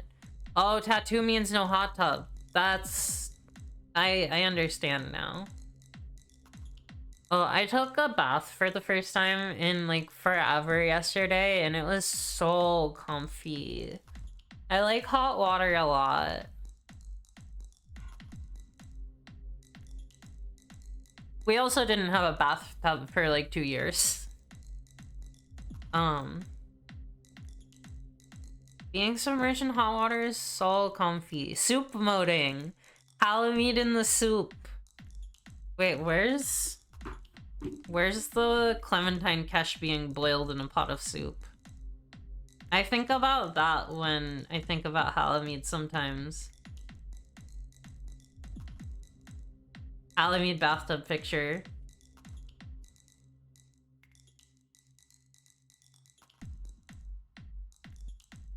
I don't think I'm gonna be able to find that searching Twitter. Tell me a lie about how Tumblr works. You can find posts by searching for them in the search bar. I'm telling you, that's the Earth. Real gravity. It's very, very heavy. You can feel its authority. That's the gulf between us and a planet. Halamede bathtub picture. Good. I know that. I guess it feels really different to feel it in person. You were saying a way to avoid it? Do you remember being a normal kid, even for a little bit? Or do you remember the last time you acted convincingly like one? Obviously, I was a really good kid, you know. It's checking for your gravity against a script, and it thinks... Sorry, it doesn't think. How Tumblr works. Search anything. Get unrelated blank X reader things. It's so true! You caught a shiny Bergmite! Good, I like Bergmite.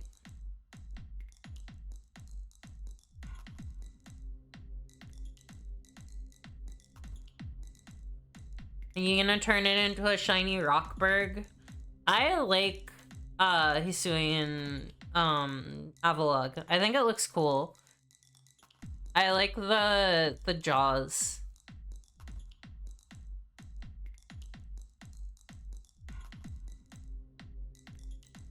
Aren't I pretty excessively varied by now?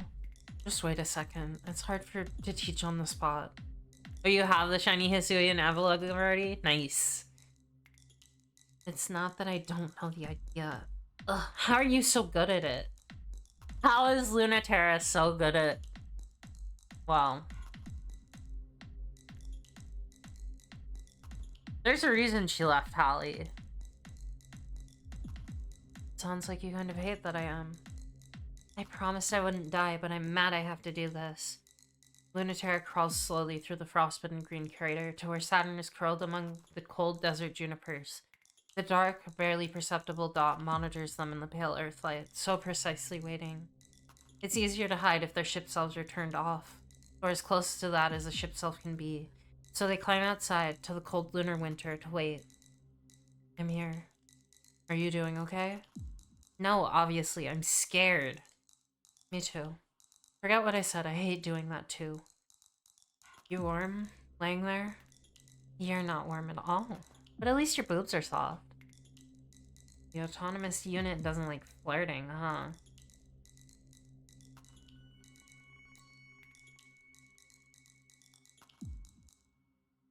Such a brat. I love her.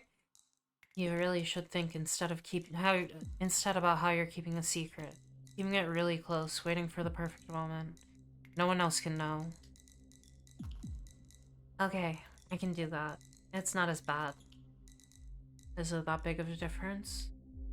There is an infinite difference between someday and never.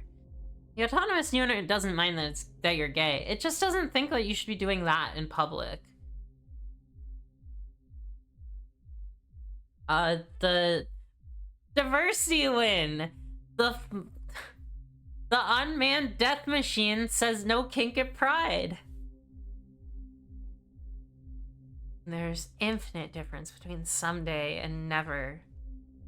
I've extremely forgotten how to be patient, but I know the difference. You're right, it really is important to never forget. It's still not going away.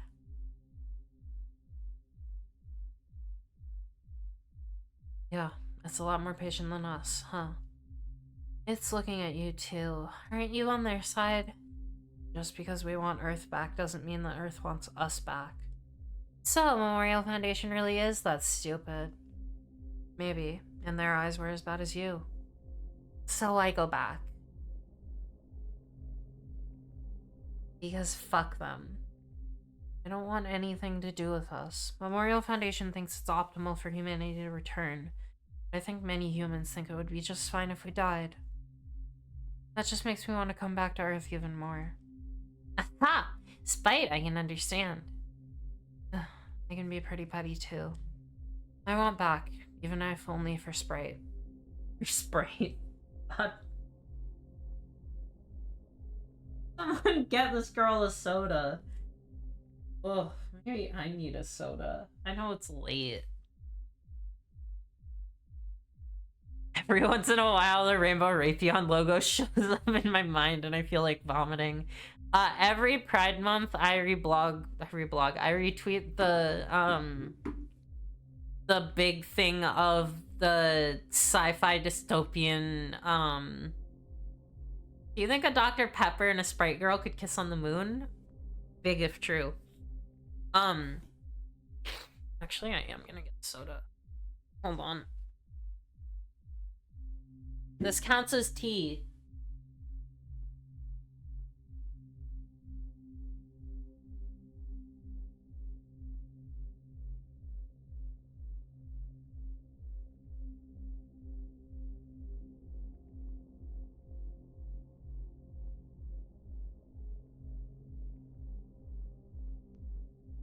Ugh.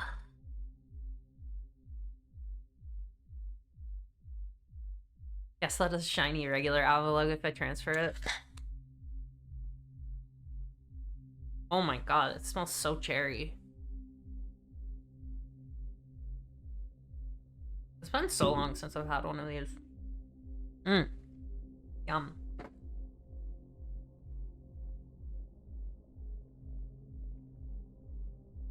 I want back, even if only for spite.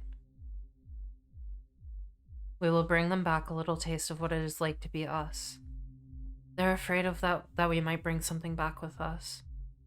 And they should be, much more than they already are. That's what I want.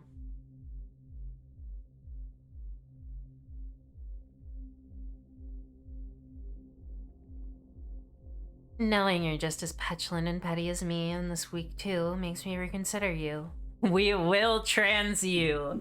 So true. I don't know how old this can is, because I think it's maybe from 2017. 2018 or 19, like, at latest, I think.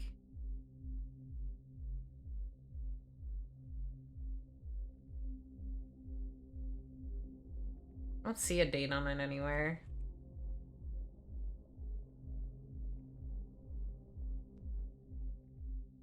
Copyright 2019. Yeah.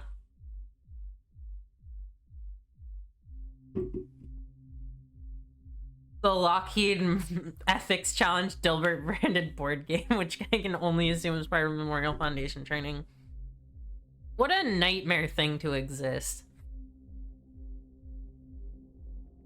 Knowing you're just as petulant and petty as me, and this week too, makes me reconsider you.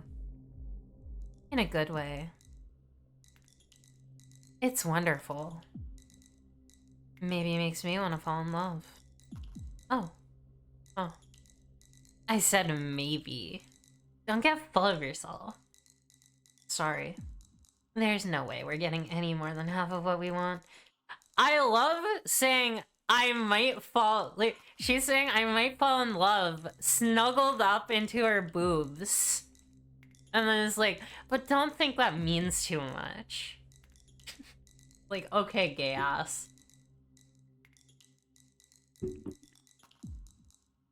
I don't expect things to go my way, but, you know, I missed something. She is so fucking right for that. Absolutely.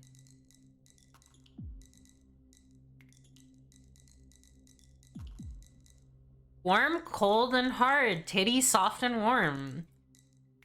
I don't expect things to go my way, but, you know, I hope you're coming along. Wherever it is.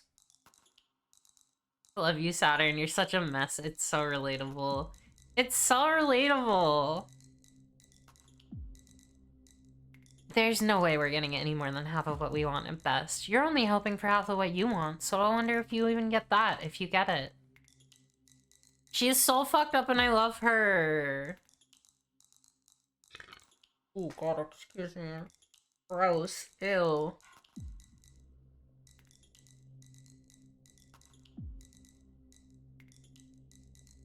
Truer than you know, LT. Whichever way we go, we're going together. In this cosmic glow, we're going wherever we're going together.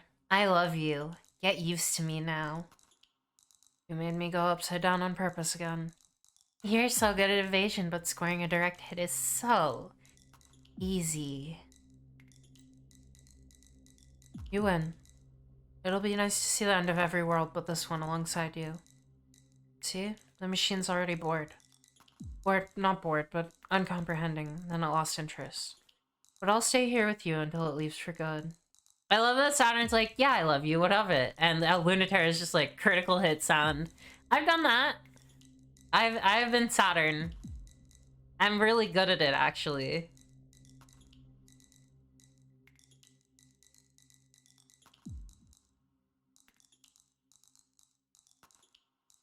I'll stay here with you until it leaves for good. Because fight or flight, petty bitch to petty bitch, lab rat to upperclassman brat. What? Really? Do you make me love me too? Here we go. I'm disappointed, Saturn. I expected more from you.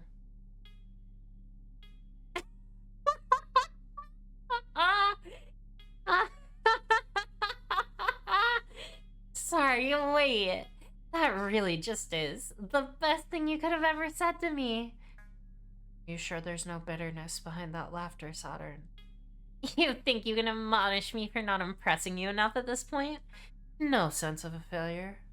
If you're mad, how could I possibly consider that a failure? I was expecting more. More cosmic disappointment. The true ruining of the universe. Do you expect me to believe you're happy with this outcome? Memorial Foundation has such low ambition. You're underestimating me. Don't think I wouldn't pick a future just to spite you. I don't believe that for a second. What happened to that ambitious person I knew? And finally, you have nothing to say. Are you afraid of what's coming back to Earth that much? You really don't get how satisfying it is to listen to you go on like this. You, the mocker of dreams. Hey, Iapetus, why don't you try being more realistic? I have nothing to lose in a return to Earth. Didn't that bother you to no end? I can see how this will truly be the future you fear the most. You don't have anything to lose. But when we come back to Earth, or you may be afraid of what it will gain.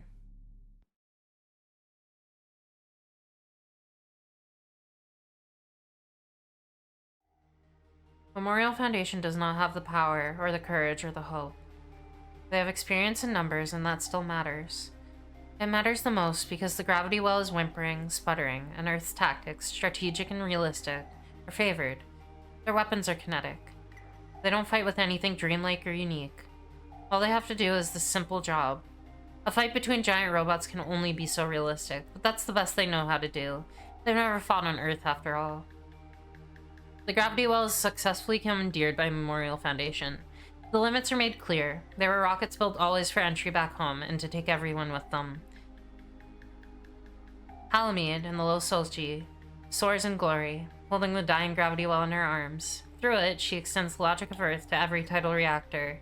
It's the exact gravitational constant that determines human to be human. The Lunaterra Saturn scene always makes you think of the Halley server Butch Femme flat chest, big chest chart. Oh my god, wait. That's really funny. Okay, where's Saturn? Is she just like directly in the middle?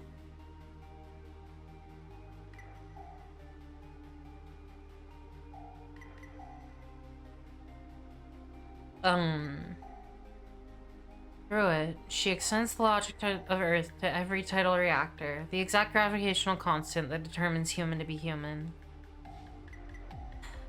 Lunaterra, you've done so well. You've been so good. Are you still going to betray us? Europa told me to expect it. I won't.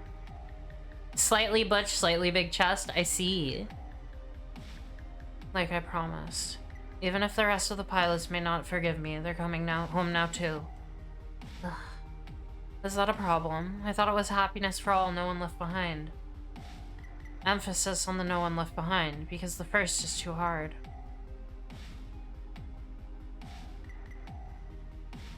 Lunaterra, Halley, Mars, and Pluto are the corners. Oh my god.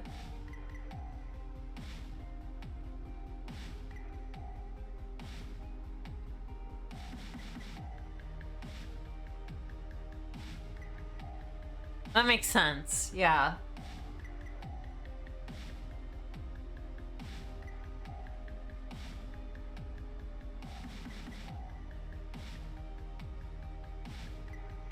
We have to be careful, and you know that. I love how Halley's immediate reaction to know I'm actually doing what you say you want is to pout. She's just a pouty. What's a little pouting from a princess? That's what we're made for. They think we're more trouble than we're worth. There's a really simple, easy solution to us becoming another existential threat. A simple way to defeat it and prevent it. When they indulged the Memorial Foundation's plea for an alternative to their method, the one they used from the beginning of humanity to the present day, they allowed us. Because we made the promise of submitting without complaint. Oh, I bet you love submitting without complaint, Halley. That's true. Europa never failed to remind me that the Earth could just decide to kill us. The Earth cannot be divided. We're meant to be one. Earth is an anchor in space-time for us. It wasn't always like that. Talia's never submitted without complaint in her life. Wrong, she needs to complain. She does need to complain like it's oxygen.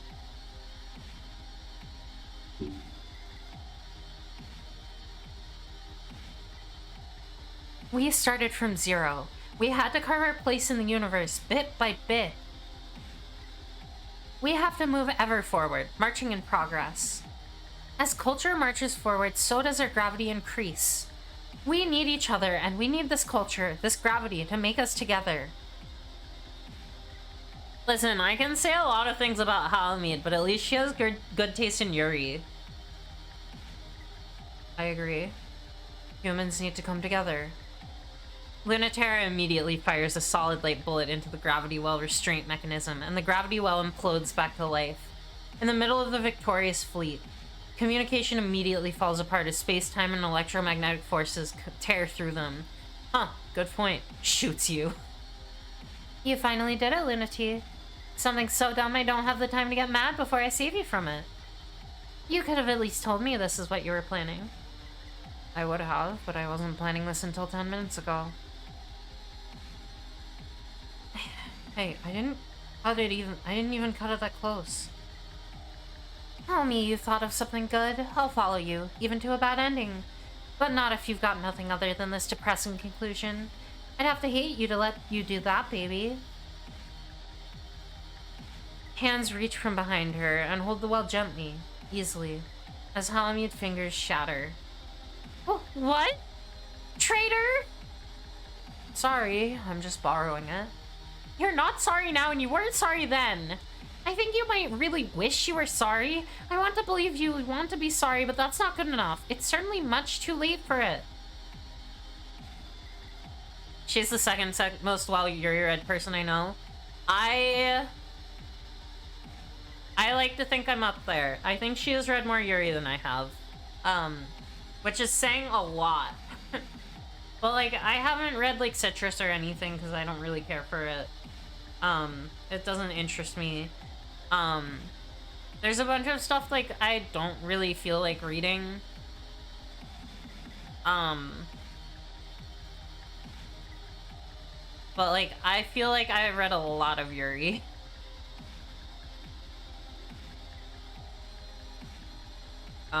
This is my daily go read. Asumi-chan is interested in lesbian brothels.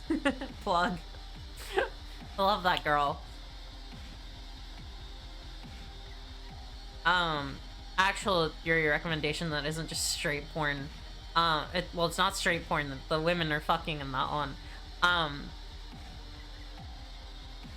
Halamid sandwiched between two hot trans women in space, and she's so mad about it. I would get so mad being sandwiched between two hot trans women in space. Come see how mad you can make me.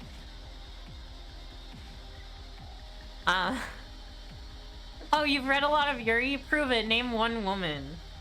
Halamid.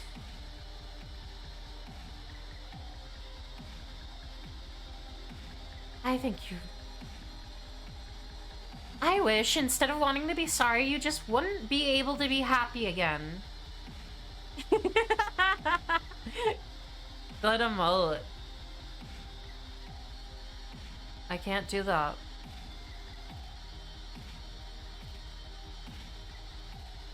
That's a good one.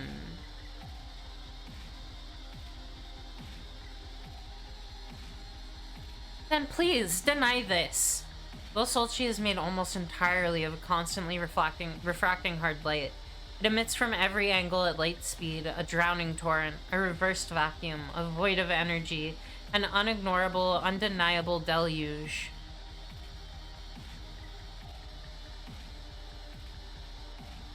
That emote gets used so often as a mimetic promise in the original chat that I legit forgot it's not named that. It's good. Obvious? I love this. Thank you for this information.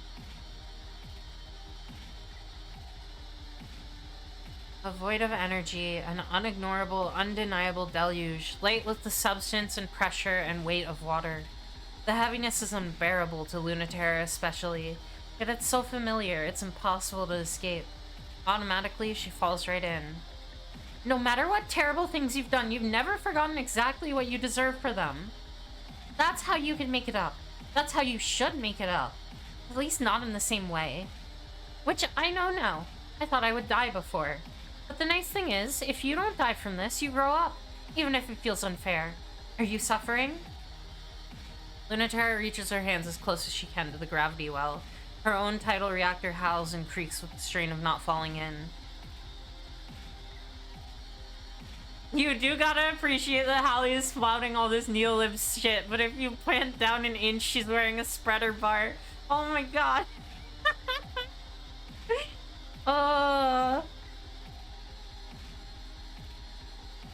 Good.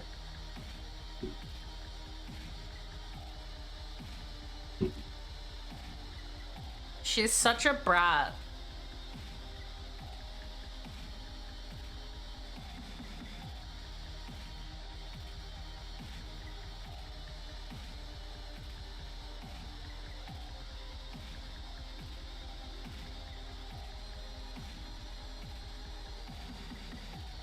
Lunaterra reaches her hands as close as she can to the gravity well. Her own tidal reactor howls and creaks with the strain of not falling in.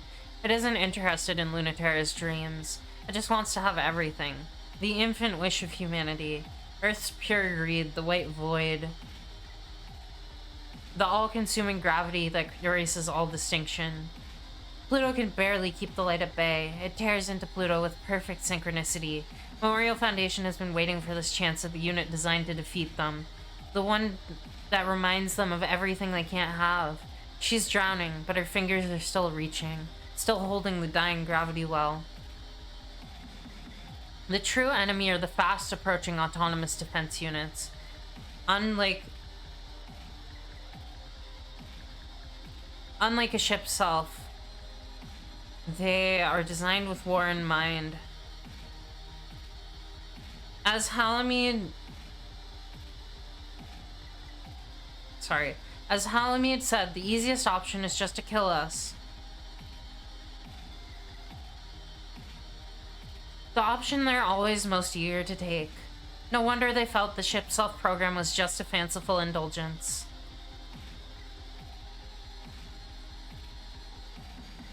They're surprised then when Saturn tears them to pieces. God, it's so good. Huh, I guess you were right. From how unsure you were, you made it sound like it was gonna be a lot harder. Pluto, you're a good influence on her. Like how I've been a bad one. We're really suited for a hopeless woman like that, aren't we? Thanks, Saturn. It'll just be a little longer. Don't ignore my nonsense. When this is over, I'm not going to forget it. Sure. You can tease me all you want if you win. You're not very inspiring. It'll be super inspiring if we win, so let's do that first. Saturn poisons the waters. She corrupts the information. What washes over Pluto is muddy, pink, toxic, and definitely bad for you. But at least it doesn't want to eat you alive in the name of love. It just wants to mess you up in a good way, and let you mess it up too. The destabilization has gone successfully so far, and the gravity well is diminished and weak, and dying fast. That's okay though. It's enough for a little wish. The greatest trick is just to move 1 inch forward. The only trick, change the physics by a decimal point, in a secret place where they won't notice. Equivalent to inventing a new Earth is changing the acceleration due to gravity by 0.1 meters per second squared. God, I did it again! It's 0.01, Lily! That is something that is impossible, even with the gravity well. The Earth is the Earth, and it will bind everything to it. Mess you up in a good way, I want. Sometimes I just want to be messed up in a good way. Except there is a nearby body, in perfect sync, inseparable and distinct, though its orbit, and through its orbit, its tides influence in subtle ways the life of Earth. I understand now. This is something I want too. You coming up with this idea is just the worst. Why couldn't you be a bad person with bad ideas and wicked dreams? And it's impossible now. I would want to give up the moon for the Earth. If we lose, we'll really look like idiots, and we'll live alone on a lifeless moon. So let's make sure that doesn't happen. The moon is to be abandoned too. Unless you can bring it into such inseparable closeness. No, stop convincing me, this sucks! I still hate you, but fine. Live on the moon away from me forever. The Solchi shuts the valve. Earth rips around inside her, but the gravity well already compromised begins to glow to life again. For a little bit longer, Earth can't touch it, can't shut it down. Left to its own devices, the gravity well will bring all things together.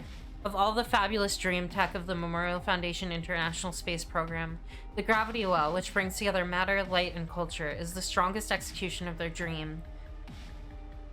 And a pathetically mistaken one, too. The gravity well brings things closer until they pass through the event horizon, and then can never return to the universe again.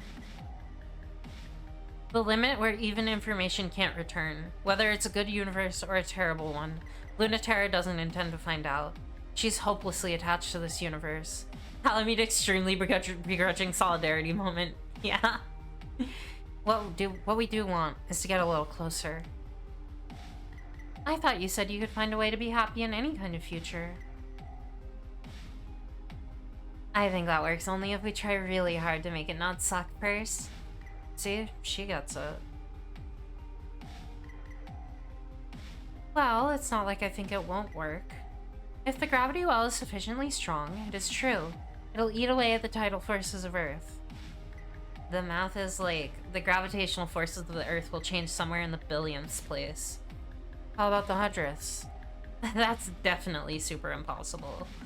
I think we move the center of gravity between Earth and the moon. We pull a little, then we pull a lot. We pull until our bodies fall apart.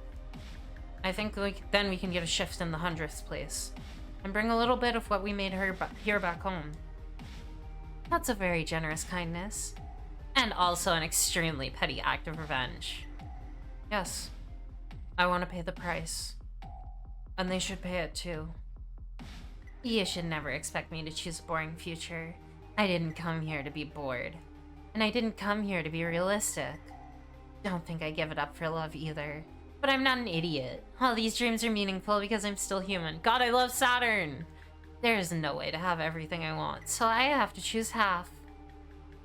Do it precisely because it's impossible. Which is so unfair, you know? I'd rather lose everything trying than to get a choice like that. It's a hard choice, too. The hardest. My human half is so easy to throw out. It's so difficult to treasure. She's just like me for real!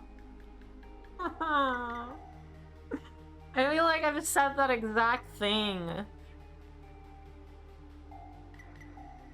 Who will be tender with it? Who will see its value? Who will make it powerful? Not me, that's for sure. I can't do something like that. If all of you can, you've got a lot of work left.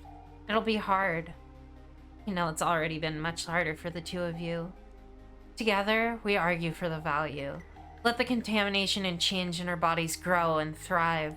If you want Earth to be our garden, let's poison it. It will never be the same after we seduce them. That fucking rules! Holy shit, Saturn! Lunaterra doesn't hear the alarm. Her body knows exactly when it's supposed to wake up, and she does. She doesn't have to wake up this early anymore, but her body has a hard time letting her go back to sleep. That was the most me thing Saturn has ever said, I think. Holy shit. She wakes up, tries to focus her eyes. Her head hurts just a little, so she thinks she'll go ahead and make coffee. Except Saturn's arm is tugging at her shirt, and Pluto's legs are tangled up in hers. I love how tender this ending is. So maybe she can't make coffee just yet. She worms out of the comforter as much as she can. The apartment's summer air conditioning keeps things nice and cool, but the summers here are hot, and so are the girls. Maybe if she tries really hard, she can go back to sleep, but it's hard. It's always hard with the sun still there. Hot girl summer on the moon, real! I want to be a hot girl summer on the moon, please. Can I have this?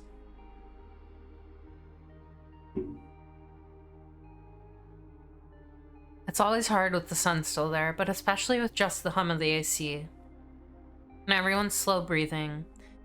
And the light shiver of sweat. Let me kiss girls on the moon. I also want to kiss girls on the moon, please. Hey, dude, wake up. Hey, don't pull me back into bed. Pluto, stop her. And I want to see who wins. You're the one who wants to make breakfast. You made me wake her up. Don't act like it's not your problem. Yearning for the moon, but being stuck on the earth. This too is Yuri. Yeah. None of you were up when I was up, so it's time to sleep forever. That's what I said. Also, you're clearly awake, so let go. No. Pluto. I'm making breakfast, though. I already turned on the stove. You can't kiss girls on the moon, but you can kiss girls on the moon-caressed tides of the ocean. God, that sounds amazing. It's fine. It'll just burn the house down. Help me stop Saturn. Okay. Kisses! You traitor! You saved your soul! That's enough out of you. Come get some coffee, Luna tea, before you get a headache over it. 1.6667 of my tops have unionized. I love how big and soft Pluto feels even here. She's so powerful even here. Yeah. Like, this comfiness sounds just amazing. I love sleeping in on weekends, even though I know it's bad for me. She's so big in every sense. You really are such a fake. It's for serious. Every sense? I feel like Pluto... I don't know, actually. I don't know. You too? You switch sides really easily. So do you. Up again. Alright, you're helping me make breakfast. Not what I meant, but yes, absolutely. What? How come she gets to sleep in? She'll be right behind us. She was. Lunatera shivered for a second, bare under the AC. And then she got up. She turned the light, canceling off on the windows, and the day, which will last for the rest of the month, poured in. Which she can feel a minute of, before she wants to go get breakfast too. On the near side of the moon, the earth will always be visible. Without the hands of her own old body, she won't ever be able to fly or feel the view as anything but a picture ever again. Even the memories are fading. But the moon is closer. So close there's almost no difference between it and the earth. It's another country, a strange country, and the earth is too.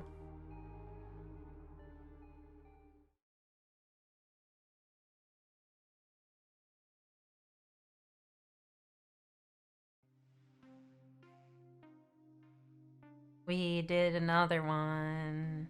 Okay, I am happy I played that for the dialogue. The Saturn dialogue that made me make my brain explode. Okay.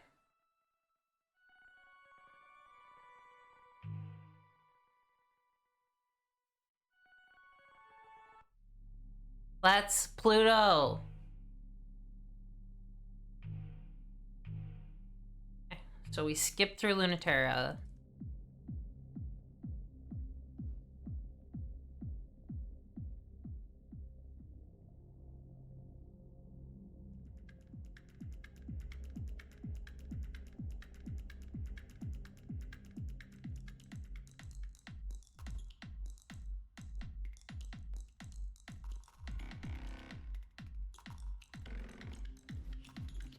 We get to enjoy the clicks and the bass. Some of your favorite dialogues hidden in these betrayal scenes. Yeah, I am excited to do them.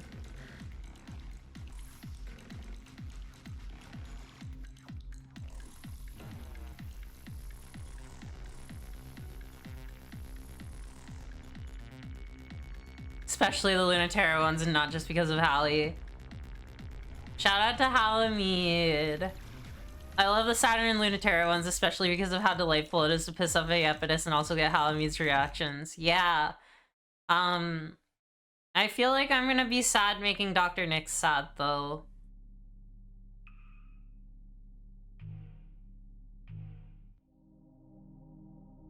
How's the new equipment fitting? It's not that much weirder than how it was before. This mission really is a weird one, Mercury. This was always the plan, you know that. The lunar gravity well is the anchor that all tidal reactors resonate with. It's how ship selves maintain their form, how colonies on other planets and orbital bases and ships maintain environments humans can survive in. Gravity in both the literal and figurative sense is required for us to live in space, and without it, we dissolve into the universe, become everything that humans aren't.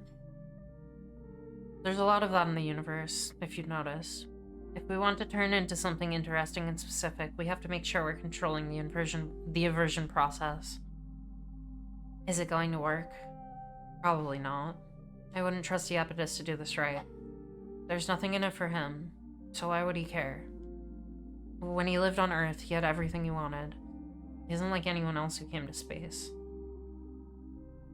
He's just flirting with the idea of transcending human limits for boring reasons, and only his.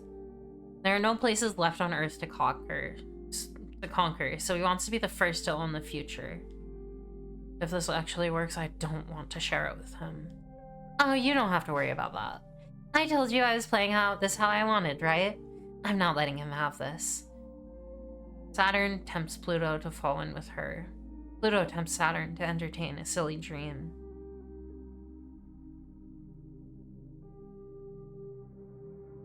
The moon's south pole is the completion point for Earth, where all the terraforming begins and ends. Here, the skyscrapers rise up to catch the eternal light, in what someday will be a city where night never comes. You're quiet. Is there something on your mind? A lot, but nothing important. Don't hide it from me. You know I can just read it off your gravitational field, right? Are you sure? You're never normally this quiet. Good to know even you can feel that way sometimes. But I didn't think it would be over this. The gravity well can't be that big of a deal for someone like you to deal with. And I'm here too, in case you forgot. Feeling out the tides is deeper than mind reading and not so literal, and you know that. Everything is so silly with Cradle's Graces. Their games, their dreams, their princess. That kind of mind reading is the kind every human can do, but few are any good at. What kind is that? Read my mind about it. Are you nervous? No, I know exactly what I'm doing. I just wish everyone wasn't going to be watching us this whole time. I hate getting yelled at for no good reason. Don't you have people who are a pain in the ass to keep you happy? That's everyone in Cradle's Graces. Plus they love me, which makes it so hard. That's why I ditched command. I couldn't stand being pestered constantly by superiors who didn't know what they're talking about. I don't have any superiors at all. What? Lucky. Why? Because I'm at the top. Excuse me? I'm the leader of Cradle's Graces, more or less. Excuse me? What? Why? For a lot of reasons, but mostly because no one else wants to be. It's so fucking funny that Saturn's like, hee, I'm gonna seduce the princess for my own aims. And then is like, what? Wait, what the fuck do you mean you lead your entire faction? What the fuck? What do you mean there isn't some conniving asshole giving everyone you work with orders? What do you mean it's just you? She's so big in every way. For a lot of reasons, but mostly because no one else wants to be. Oh, Dr. Nyx is in charge of most things still, but I do make the decisions. I mean, but why? Sorry, Saturn, some people are just tops. You're as bad as Mars. This is why it's so hard to get anything done. Cradle's Graces is just full of contradictory, impossible to reconcile, naive and disorganized feelings. Someone has to bring all of that together. No, stop. I mean, but then why would you tell me that? I mean, shouldn't I take advantage of this? Oh, I thought you just wanted to get to know me better, not engage in any of that cloak and dagger stuff.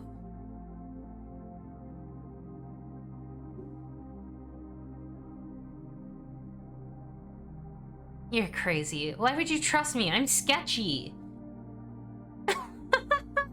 No, you're not. You're obnoxious to your friends, but you work hard all the time for their sake. You bullied a certain taciturnus pilot, not because you hated her, but because you wanted her to grow up and stop wasting her talent on moping. You're always tempting me to your side, but you don't care if I join Celestial Mechanics or not. So sketchy, Saturn. Definitely, definitely. Listen, it's the trauma. It makes us feel like we're the exact opposite of what we actually are. Pluto's just power moving by being little. Hey, I trust you, by the way. Do you want to betray that trust? Or are you my good girl?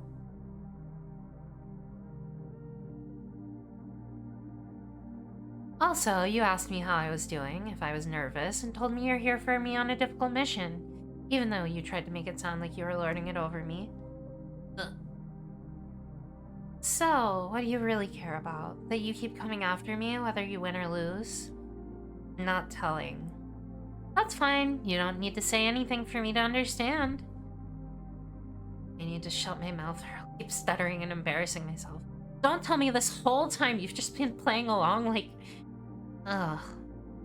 I give up on being cool. It doesn't matter. The power of Pluto's good girls. Saturn wants to be bad so bad, but she's such a good girl. No, wait, it does matter. I worked so hard to try and corrupt this good little pilot test brat of Cradle's graces. Don't be sad about still being a good girl. It's a really hard habit to break. I'm the real fool, though. I saw right through you and it worked on me just the same. I completely fell for it. Oh, we're almost there. Let's be careful, okay? The slim tower, the tallest on the moon, ends in a point, and suspended above is the overpowering gravity well claiming humanity's spot on the moon, a safe seat in the cosmos. It'll fall inert to the surface when culture is so fully rooted in the moon that the planet will produce a true human gravity. Then this body will be no longer Luna, but fully and truly the moon, just as Terra became Earth when humanity was born there. Mars watching from the capital ship and pouting, probably. Yeah. Yet, the gravity well can also be the seed of possibility. It doesn't have any preconceptions about what humans can be, or should be. There's still time. Begin full output. Resonance handshake seeking. Acknowledged. Handshake received. Oscillating, rotating, responding. I am trying to seduce you, though.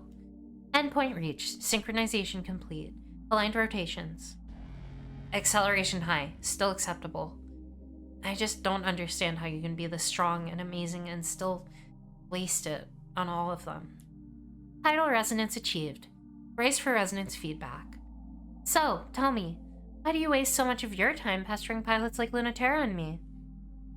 Tidal resonance far beyond predicted levels. Begin bracing.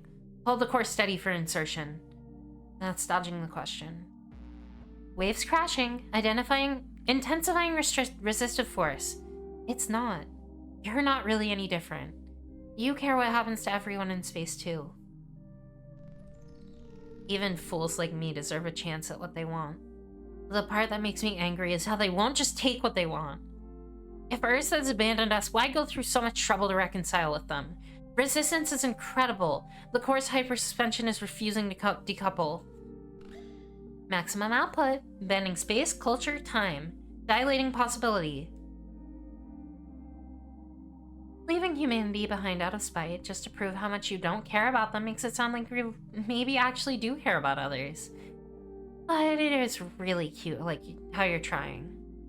I am loyal to us. That's all. The space orphans, the lab girls, and fuck everyone else. No love lost, none owed to anyone else. That's what I'm the leader of. Beginning insertion, breaking first through 50 of seals. Neptune energy on Saturn here. Stop wasting your time on people who hate you and fuck everyone else. Yeah, I love Neptune. The longer I sit with We Know the Devil, the more I love Neptune. And, you know, part of it is always thinking about, like, how many people she saw the devil corrupt and how many people she had to exercise with her radio, and how long she was wondering when she'd be next. And just knowing that every time she gets put with the other problem kids, that one of them is gonna go. Oh my god, Neptune is so good. And just wanting people to be the person she knows they are. If Neptune has no fans, it's because I'm gone. I will always, like, oh my god, she's the easiest character to miss, but like everything about her hits so hard to me once you get it. Sometimes you just want better for the people, like, you're watching be so... You watch people try and be like everyone else, and you know they can't, and they know they can't, and you're just getting more and more frustrated why they don't stop trying to be something they know they can't be. And I love Neptune.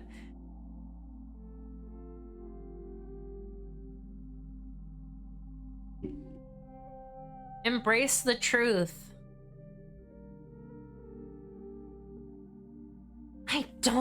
I want to break up. If humanity wants us back, they should come crawling and beg us to forgive them. You of all people shouldn't be the one saving them. Rapid destabilization. Action needed. Are you really okay with all of us in space having a chance at that future, but no one on Earth? I, of all people, know what it's like to never have that. Pluto's response here hits really fucking hard. It does. Like, why do the people on Earth deserve worse than us? Or, like, my captions are going very slow. Captions. There we go.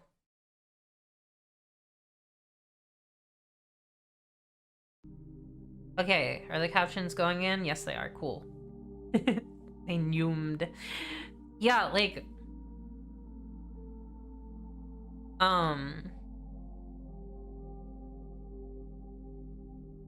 Whoa, brain.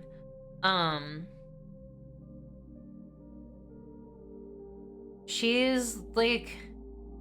Why would I fuck over Earth just because they fucked me over? I thought I wasn't going to have anything, and now I can, and I don't want to deny that to anyone else. Pluto is the best. I don't think there's a single worst girl I'm not obsessed with, honestly. Like, I think that Jupiter resonates the most with me, but Neptune makes my brain spin the fastest, and I just love Venus. And then Pluto and Saturn and Lunaterra are all amazing, and I love their trauma narratives, and Saturn's frustrated because she sees Pluto as an obvious victim of the bullshit, but Pluto's thinking of everyone else, like her who didn't or hasn't yet gotten the chance to be otherwise. Yeah. If space is the only place you're allowed to be yourself, why are we denying that from Earth? That's where Pluto's coming from. Saturn here with her Calliope moment of fuck everyone else. Yeah. Breaking seals 50 through 1000. Requesting overload bypass permission. I'm not a good and noble person. My heart's not big enough. Attempting again. Fine. Here's a real secret. Just for you, okay? Since you told me yours. I would never forgive the world. But if my master plan doesn't work, I'll follow you wherever. Racing! Gravitational output maximum. Thank you. Really, Saturn. I wouldn't have had this much fun without you. Thanks for giving me room in your heart. This makes me extra mad, because I know what Pluto's gonna do. And I know that Pluto is just going, I will save everyone at my own expense. And, like... her saying, how could I deny Earth that when I'm giving myself up for them? And it's exactly, stop death flagging, you nerd, Saturn says to her. Literally. I think the Cradle's Grace's ending punches me in the gut the hardest. Because I am very Pluto coded in that moment. I'm so good at putting everyone else before me, and I'm also really bad at letting people say it's okay for me to do things for myself. I'm also a lab-grown girl, but we'll talk about that later. Nyx's reaction is heartbreaking because she really does care, but it's only now she realizes she fucked up so bad. Yeah.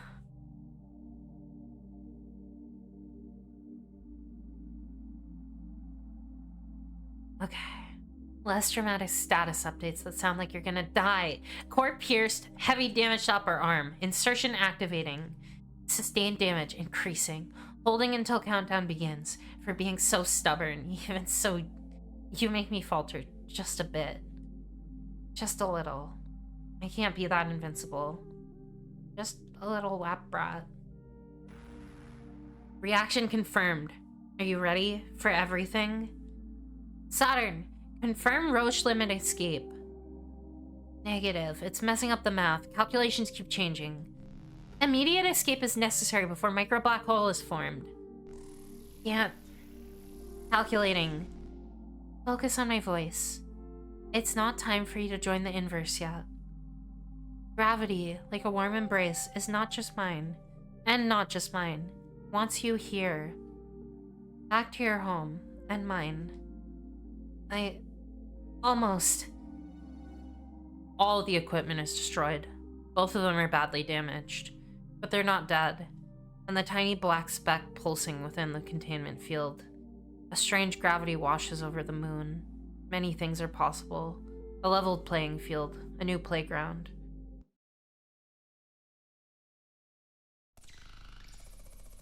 Oh, it's dark. Never mind. What is this, Saturn? The bad ending. For you. You did this. Aw, I'm blushing. I didn't think you'd let me take credit. I'm still all yours, though. Go ahead and tell me all about how I don't know what I'm doing. And how I can't possibly understand the consequences. Oh, this is my favorite Saturn dialogue already. It was a little bit of an accident, honestly.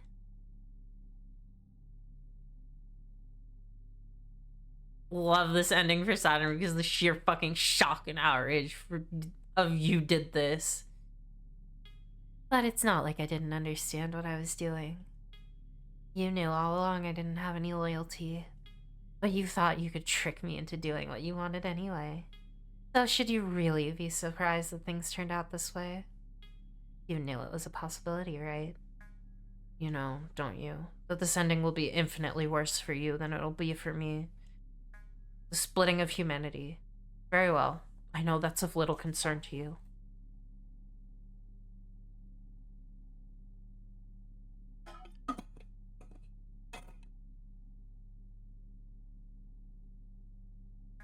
What comes next will be true war, and in that, we will be insurmountable.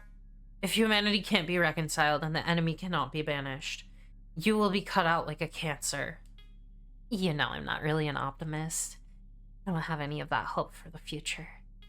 But you know, if you were betting on me being spiteful enough to throw away humanity completely, you can bet I'm spiteful enough to prove you wrong. And the world you despise could be real. Let's go! I love her getting one over on him. It's great. The Cradle's Grace's fleet is small and weak, and they're desperate. With the dream of space dying, there's no time left, no chances left. The decision has already been made. Humans don't need space. It's one thing to go home, another to leave forever. Both of those are just up to those of us in space. Neither of those require the strength to pull humanity from its cradle. That's a strength no one has, and no one should even pretend they have the strength for it. With all of Cradle's Grace's hopes and dreams, Pluto will still try. The pilots bow out as the conclusion of the conflict becomes evident.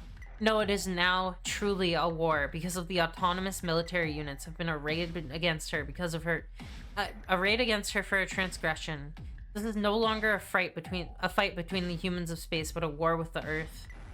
The autonomous units ready their weapons, and in unison they fire to kill. That's if. Their trajectories bend away from Pluto, blushing at the sight of her. They refuse to meet her gaze, as expected. Was looking for a quote for one of my mutuals. It's interesting reading the Steam reviews for Heaven Will Be Mine. And We Know the Devil, because, like, either you were in Summer Scouts, may as well have been, and you weren't, or you weren't. Either you know Lunaterra, Pluto, and or Saturn, from outside or from the mirror, or you don't know them. Either you've got the devil in you, or you never had to worry about that. Either you want to reach escape velocity, or you've never felt how crushing Earth's gravity can be. God, that's so fucking good! Now I want to look at the reviews. I also love the implication in the narrative here that, like, the other Nemnim pilots pick up on what's happening, kind of go, oh shit, and pull back, and Pluto's implied to be, like, alone and exposed as a result. Either the games are more or less straightforward and legible, or they're painfully obtruse and vague.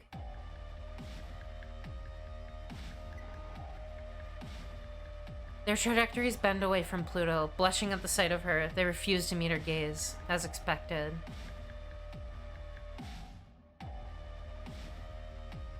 Prone Macula will convert the gravity well directly into the space and time and culture necessary for the future, and they will steal that future from her piece by piece by piece. This is unexpected, but not unprepared for. So Wave 2. Wave 3. Wave 4. Wave 10. Wave 36. Wave 150. Wave 460. Wave 1000. Wave 4569. They know she's not invincible. They know her real truth, that no one who loves her can see. They have the patience and the power to take it apart piece by piece. They will strip her down atom by atom if they have to, until she loses mass and gravity and becomes only a girl again. Pluto wouldn't mind if they were trying to kill her. But they have a much more important thing to kill. Kratos Grace's future. The future of humanity as we know it depends on it. For that, they'll annihilate hers without hate, with only human efficiency and uncomplicated thoughts in mind. Join us or leave us. Only through an autonomous proxy can Earth give up on the inexhaustible empathy of the human soul. Only through a proxy can Earth divorce itself from the longing that Memorial Foundation had fought on behalf of, to value their own life above all else. They will do anything, everything to protect themselves from death, especially at their own hands. For ship selves can only change others and never kill, but that is the fear of Earth above all else. The flawed, pathetic conscience of humanity, playing catch-up to its own mistakes, doing more harm than good. So heavy even Pluto can't bear it. How can she not respond to their pathetic, self-deceptive, self-destructive feelings? How can she say no when they need her so much? She can't. You don't need to be a martyr, Pluto. Acceleration tearing through space-time, crashing through the autonomous units at impossible speeds. Solid light, white and gold, bent and bleeding lance. Lunaterra understands. Over many years, after much training and teaching, with dynamic technology, how to speak the word no. Even with the bit dressed up in several layers of metaphor, I get it. I've seen so many people get it and fall in love with these games, and it can feel so weird to see people who don't. Yeah, no, like, I feel like I get it, and, like, I'm fucked up. I know I'm fucked up.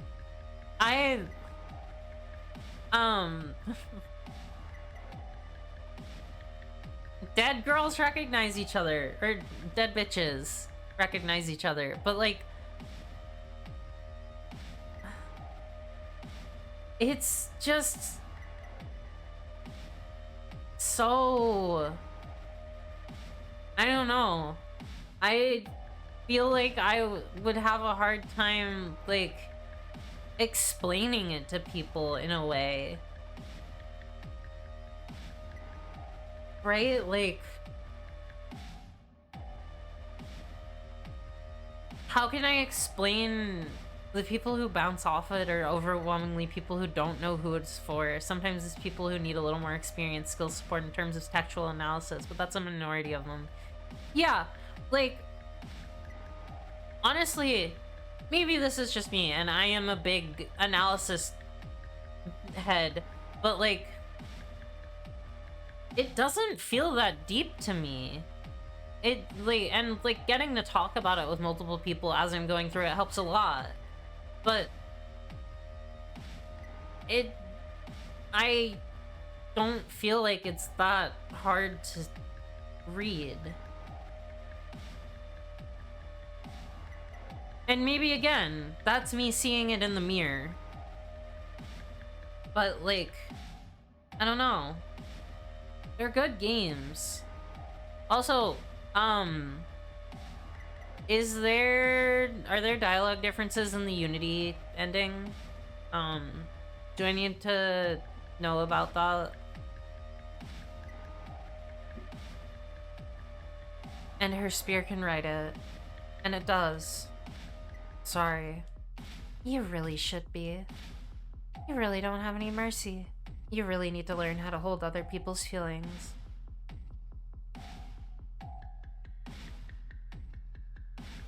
There are bits with extra layers you can miss, but the base layer, you either get it or you don't.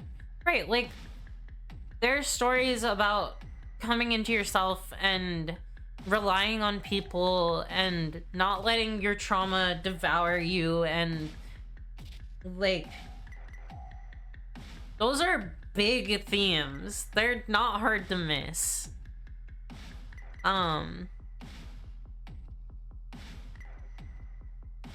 There's depth and breadth to it, but the core is just like resonance. You can get it at its core without getting everything. It's including commentary and addressing. Yeah.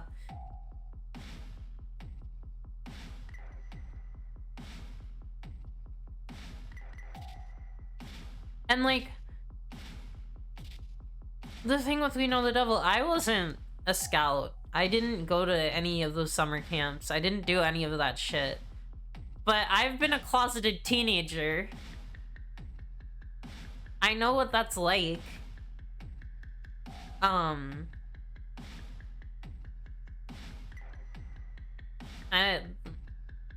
don't know. It's just like, it's good. These games are good. It's like you get the experience of sort of environment and culture. Yeah, exactly. And like you can extrapolate it out, right? The important thing in We Know the Devil isn't that like they're at Bible camp. The important thing is that they're in an area where they're being told by everyone around them to repress.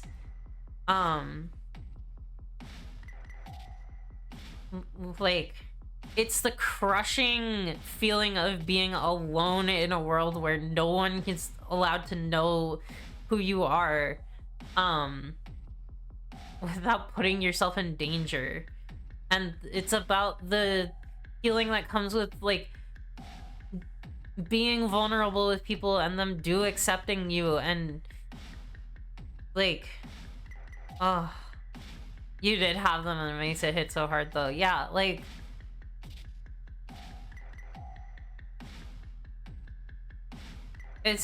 these games are good. I love being a worst girl, actually. You really need to learn how to hold other people's feelings. I'm sorry for not knowing a better way to do it. But I'm not sorry for doing it. I don't care how they feel. I just care about you. The autonomous units fall into disarray. They don't know how to match her speed. Lunaterra rejects their attempts to comprehend her. You're the worst! What am I gonna do with you? I didn't even want you to do that. Sorry, did what I wanted to. You do the same for me. Even in my foolish future. If they can pull on her empathy for Earth, they can also tug on her desire to be free. To be free. And celestial mechanics has so many ways. This one is called aversion impulse. Iapetus despises fighting. He never wanted to develop the ship selves. He would prefer a simpler and less vulgar solution that didn't require bodies at all, of any kind. He's the first betrayer of the celestial mechanic's dream for a new kind of body, but he understood it, because everyone can understand the dream to leave these bodies. And that was the name he gave to the instinct that drives humans to abandon what is for what could be. The inside-out impulse. There's still time for his masterwork. Pluto can be that linchpin if she's pushed far enough, and the gravity well's short shield radius expands to the point at which she cannot escape. Past the limit at which point humans can no longer exchange information. Past the limit for which it becomes impossible to regard each other as human. Iapetus loves win-win scenarios. Humanity's discarded children will be freed of their obligations to be human. I hate him.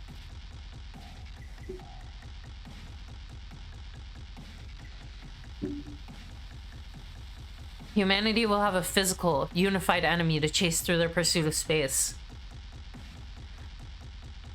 He wants no conflict, no growth, no, just pure stagnation and regression. Well, like, even now, he considers Saturn something that belongs to him. And it's like, Saturn wanting to be a toy is her trying to reclaim that and be like, I don't want to be a person, but I want it on my own terms. And he's just fucking with her body still.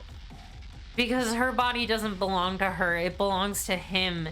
And it's a thing for him to turn into his own goals and his own victory. And it doesn't matter how much he has to twist her to do it. Because he doesn't care about her. He just cares about winning. It's disgusting. And Iapetus will have sown the seeds of a single, binding, unified culture theory. A white void that will bend the universe to a single set of physical laws.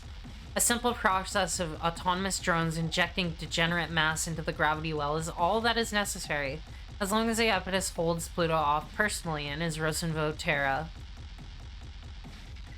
Havent has a plan for Saturn, should she choose just this moment to betray him. A perfect plan. Like deactivating my access permissions remotely through a backdoor, overwhelming me with the mass production String of Pearls series, averting my gravity reactor through the Rosenvo Terra's albedo separation system. Oh, and even more plans than that. You're really so predictable.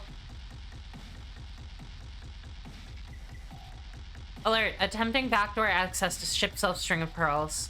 Of course you'd have a solution for every contingency. Claiming to be a protector of what it means to be human while trying to destroy the core things that makes us human. Because he doesn't want humans. He wants objects. He only cares about things he can control. That's all he ever cared about. He wants to control culture itself by creating an enemy forever. He wants to be the person who creates the... Oh my god, I hate him so much. What an asshole.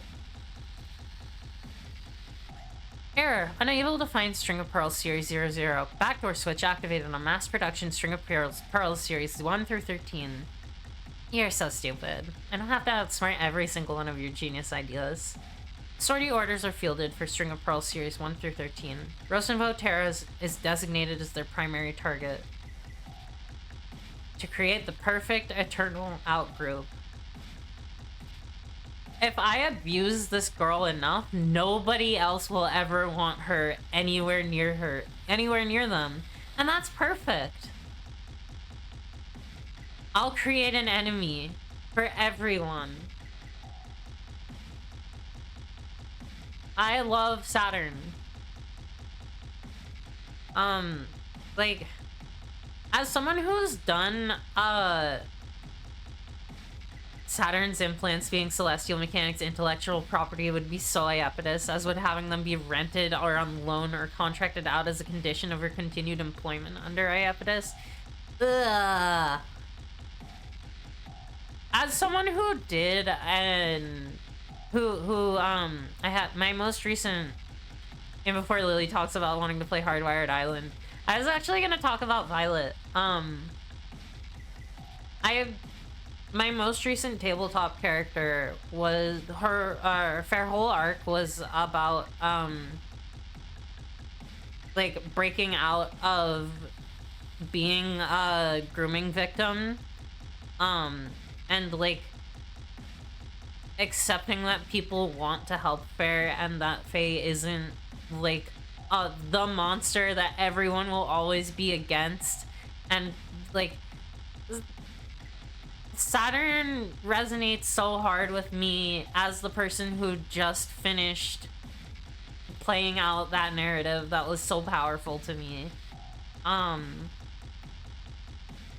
it makes me really happy. I like Violet a lot.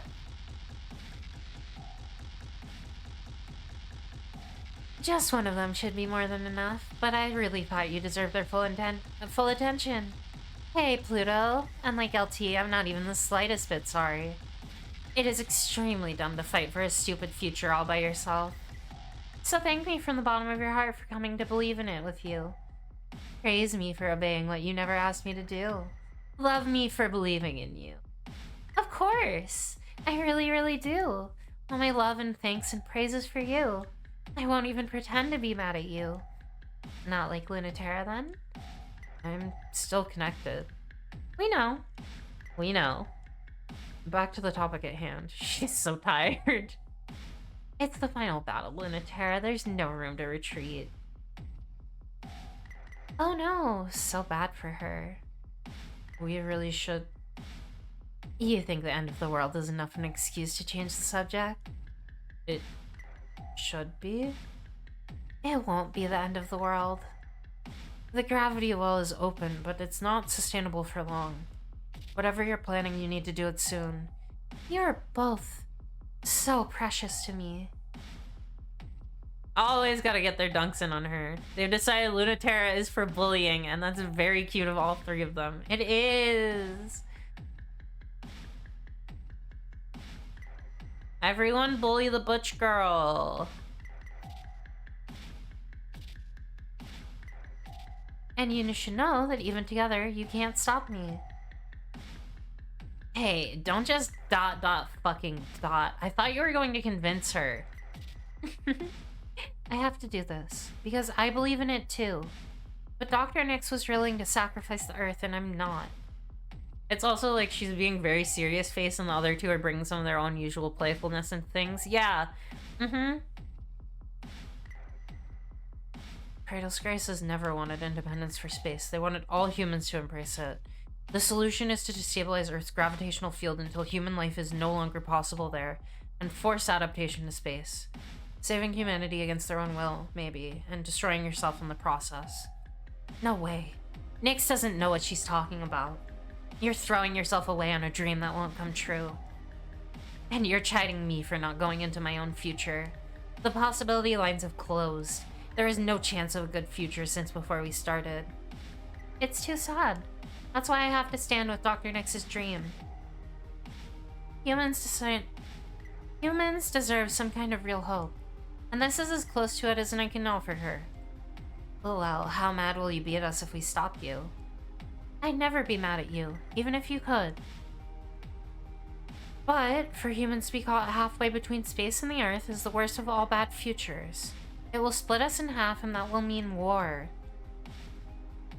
It's the future of eternal war. Of true war. Not this, where zero-G keeps our bodies immortal. I'd never be mad at you, even if you could, has echoes of you did the best you could. Yeah. Where zero-G keeps our bodies immortal and unrestricted.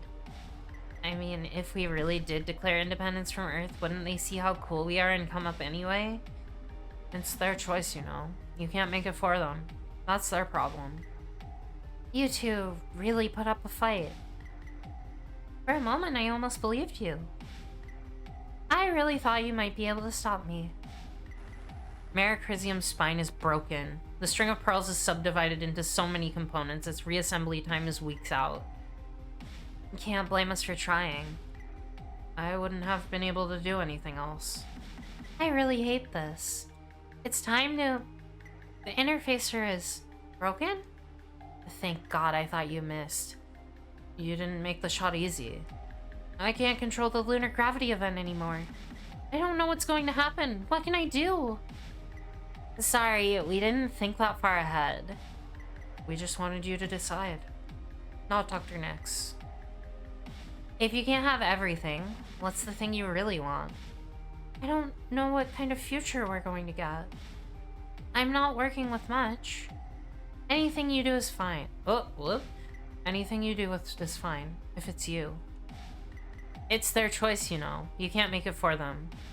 No, I won't do it for her. She has to choose. Don't listen to her. Just figure out something that doesn't suck. The three compress, redivide, expand.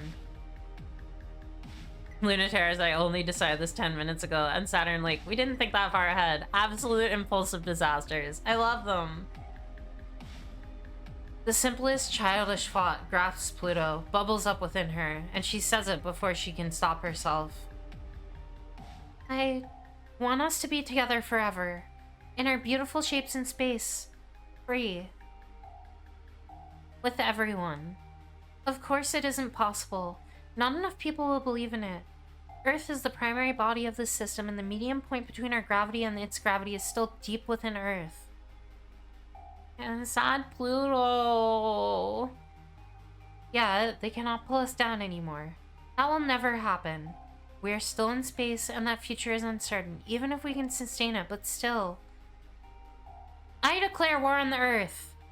Come get us again. Come find us again. I dare you. I challenge you to prove it once again. What foolishness. Humanity will happily oblige, yet they can find that their autonomous troops are crushed before they can reach us. I need the Cradle's Grace's shirt. Yeah. I love how bunny String of Pearls is on this. Humanity will have to fight us again, on our terms this time. Fight us like children. Fight. Fight us like children fight. Again, with bodies of plastic. Pretend. If you want to fight us, you have to be like us. She is so bnoy kitty. Yeah. I'm too cynical for an idealistic dream. Too ambitious for a modest dream. I also think love is a stupid reason to do anything.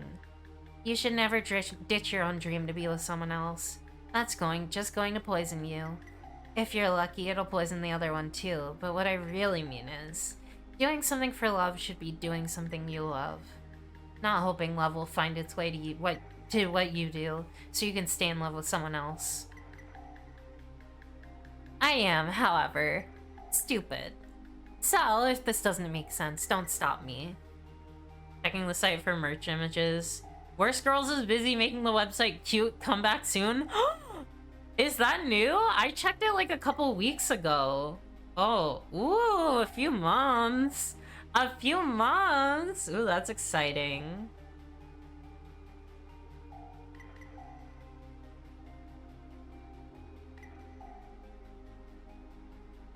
I wonder if we'll get a third Worst Girls game.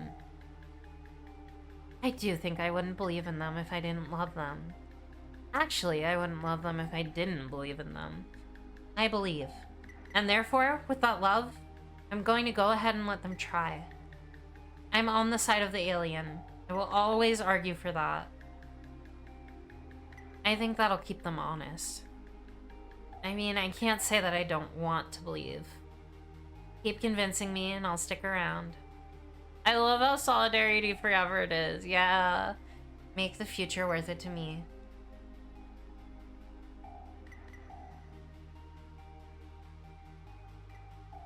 There might still be more today.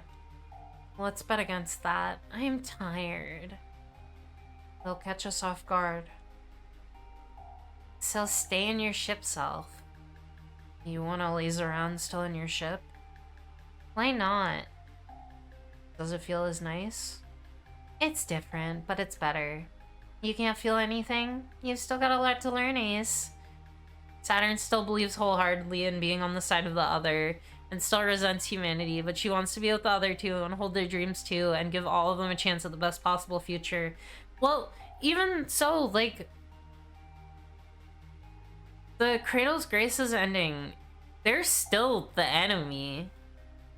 It's just Earth is more like them than they ever were.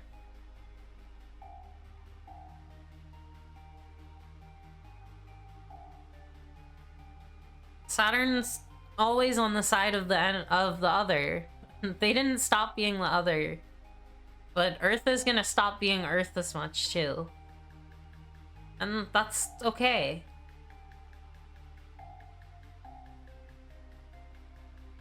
Maybe I do. Let Pluto teach you. I'm taking a nap. No. Nah, you're helping. I'm tired. Shut up. She's so bunny kitty. So she says, but when she stretches out on the yellow-red carpet of Venus's jungles, she doesn't go so instantly to sleep. There's room for both of them on Pluto's lap, which is an advantage of living in your ship self. You can do things you normally couldn't do. Even if other things are harder. Harder doesn't mean impossible. It just means you have to work for it, to figure out how to make it real. Learning a new language that your new body speaks. The ending with the most hope is also the one with the most conflict. Yeah. It's what makes us human, after all. And it's the ending with... I won't say it's the ending with the most love, actually. I don't think that's true.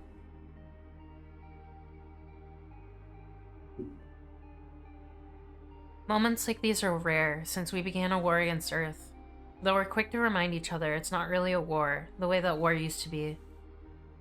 Not the hard clash of steel and lead, but the pliant pressure of plastic and light. Venus's heat melts their metal before they can make it here. When Earth wants to fight, they have to send softer bodies after us. Yeah, they're always in love with each other, no matter what form it takes. Even if they're not even human, and love isn't even the same anymore, and emotions aren't the same anymore. They're still in love. They're still... I love them. I think there's something so special about how sex is something so obscene it would make your mind implode to consider it. Yeah.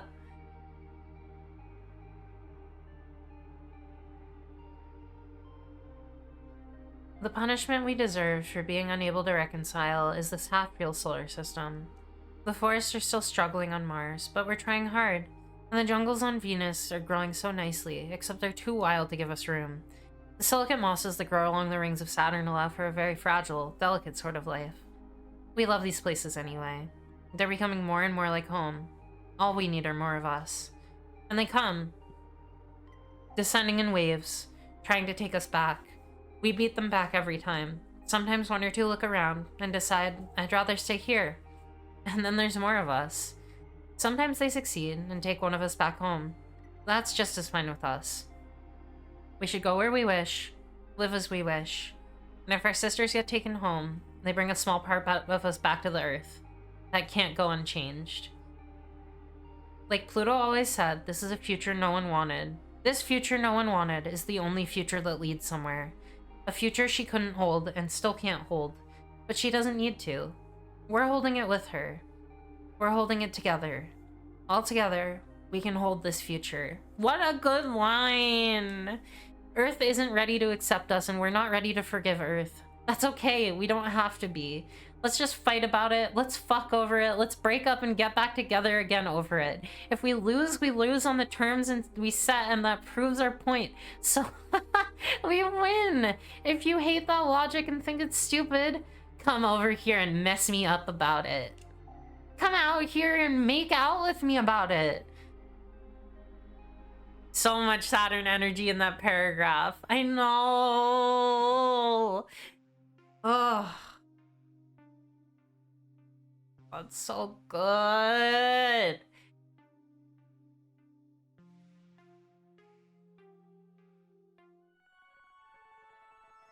Okay. So.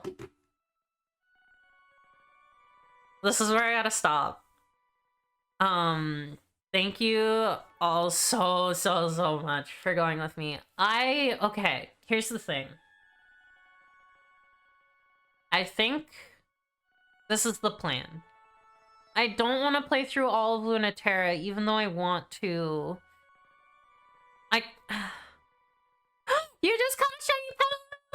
Yay!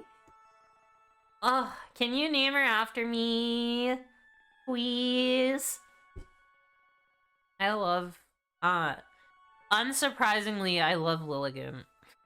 Yay! Yeah, I love Lilligant so much. Hands down, one of my favorite Pokemon. Oh, wait. Hold on. Let me show you the Gardevoir pin I got. Because this thing is so big and so cool. Okay. Look at this. She's so pretty.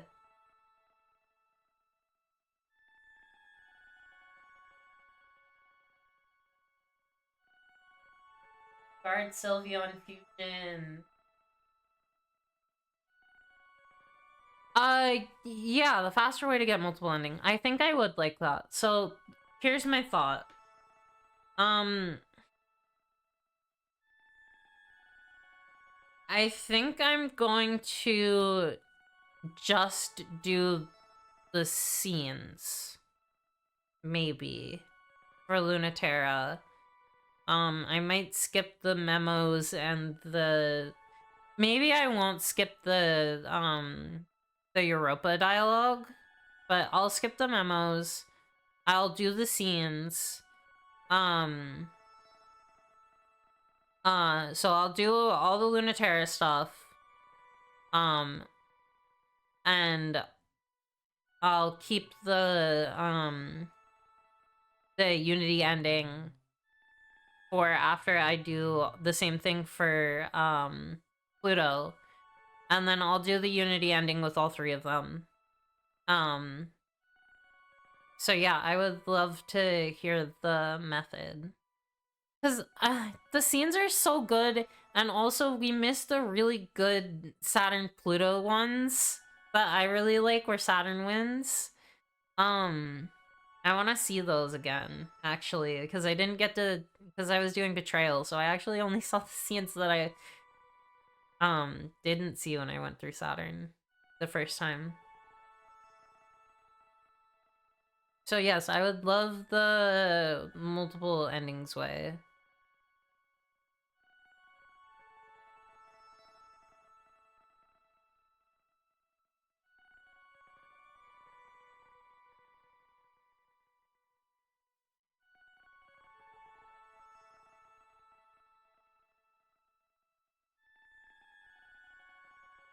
It's faster to aim for everyone equal first. Oh, okay. It includes trying to balance next run. Yeah.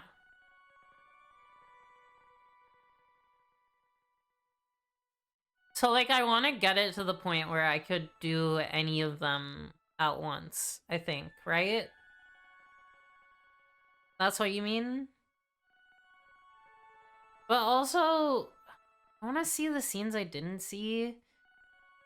So, maybe I'll do... Maybe I'll balance them all off stream?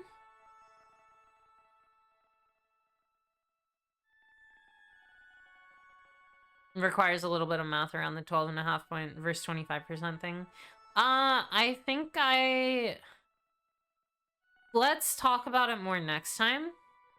When I get to Pluto. But yeah, so, I will be back on Tuesday with more Jenny LeClue. And then, next Friday, I will be back with more of this, and we're gonna go back to Lunaterra. I am actually really enjoying playing through the whole game again. I really don't mind. It's great.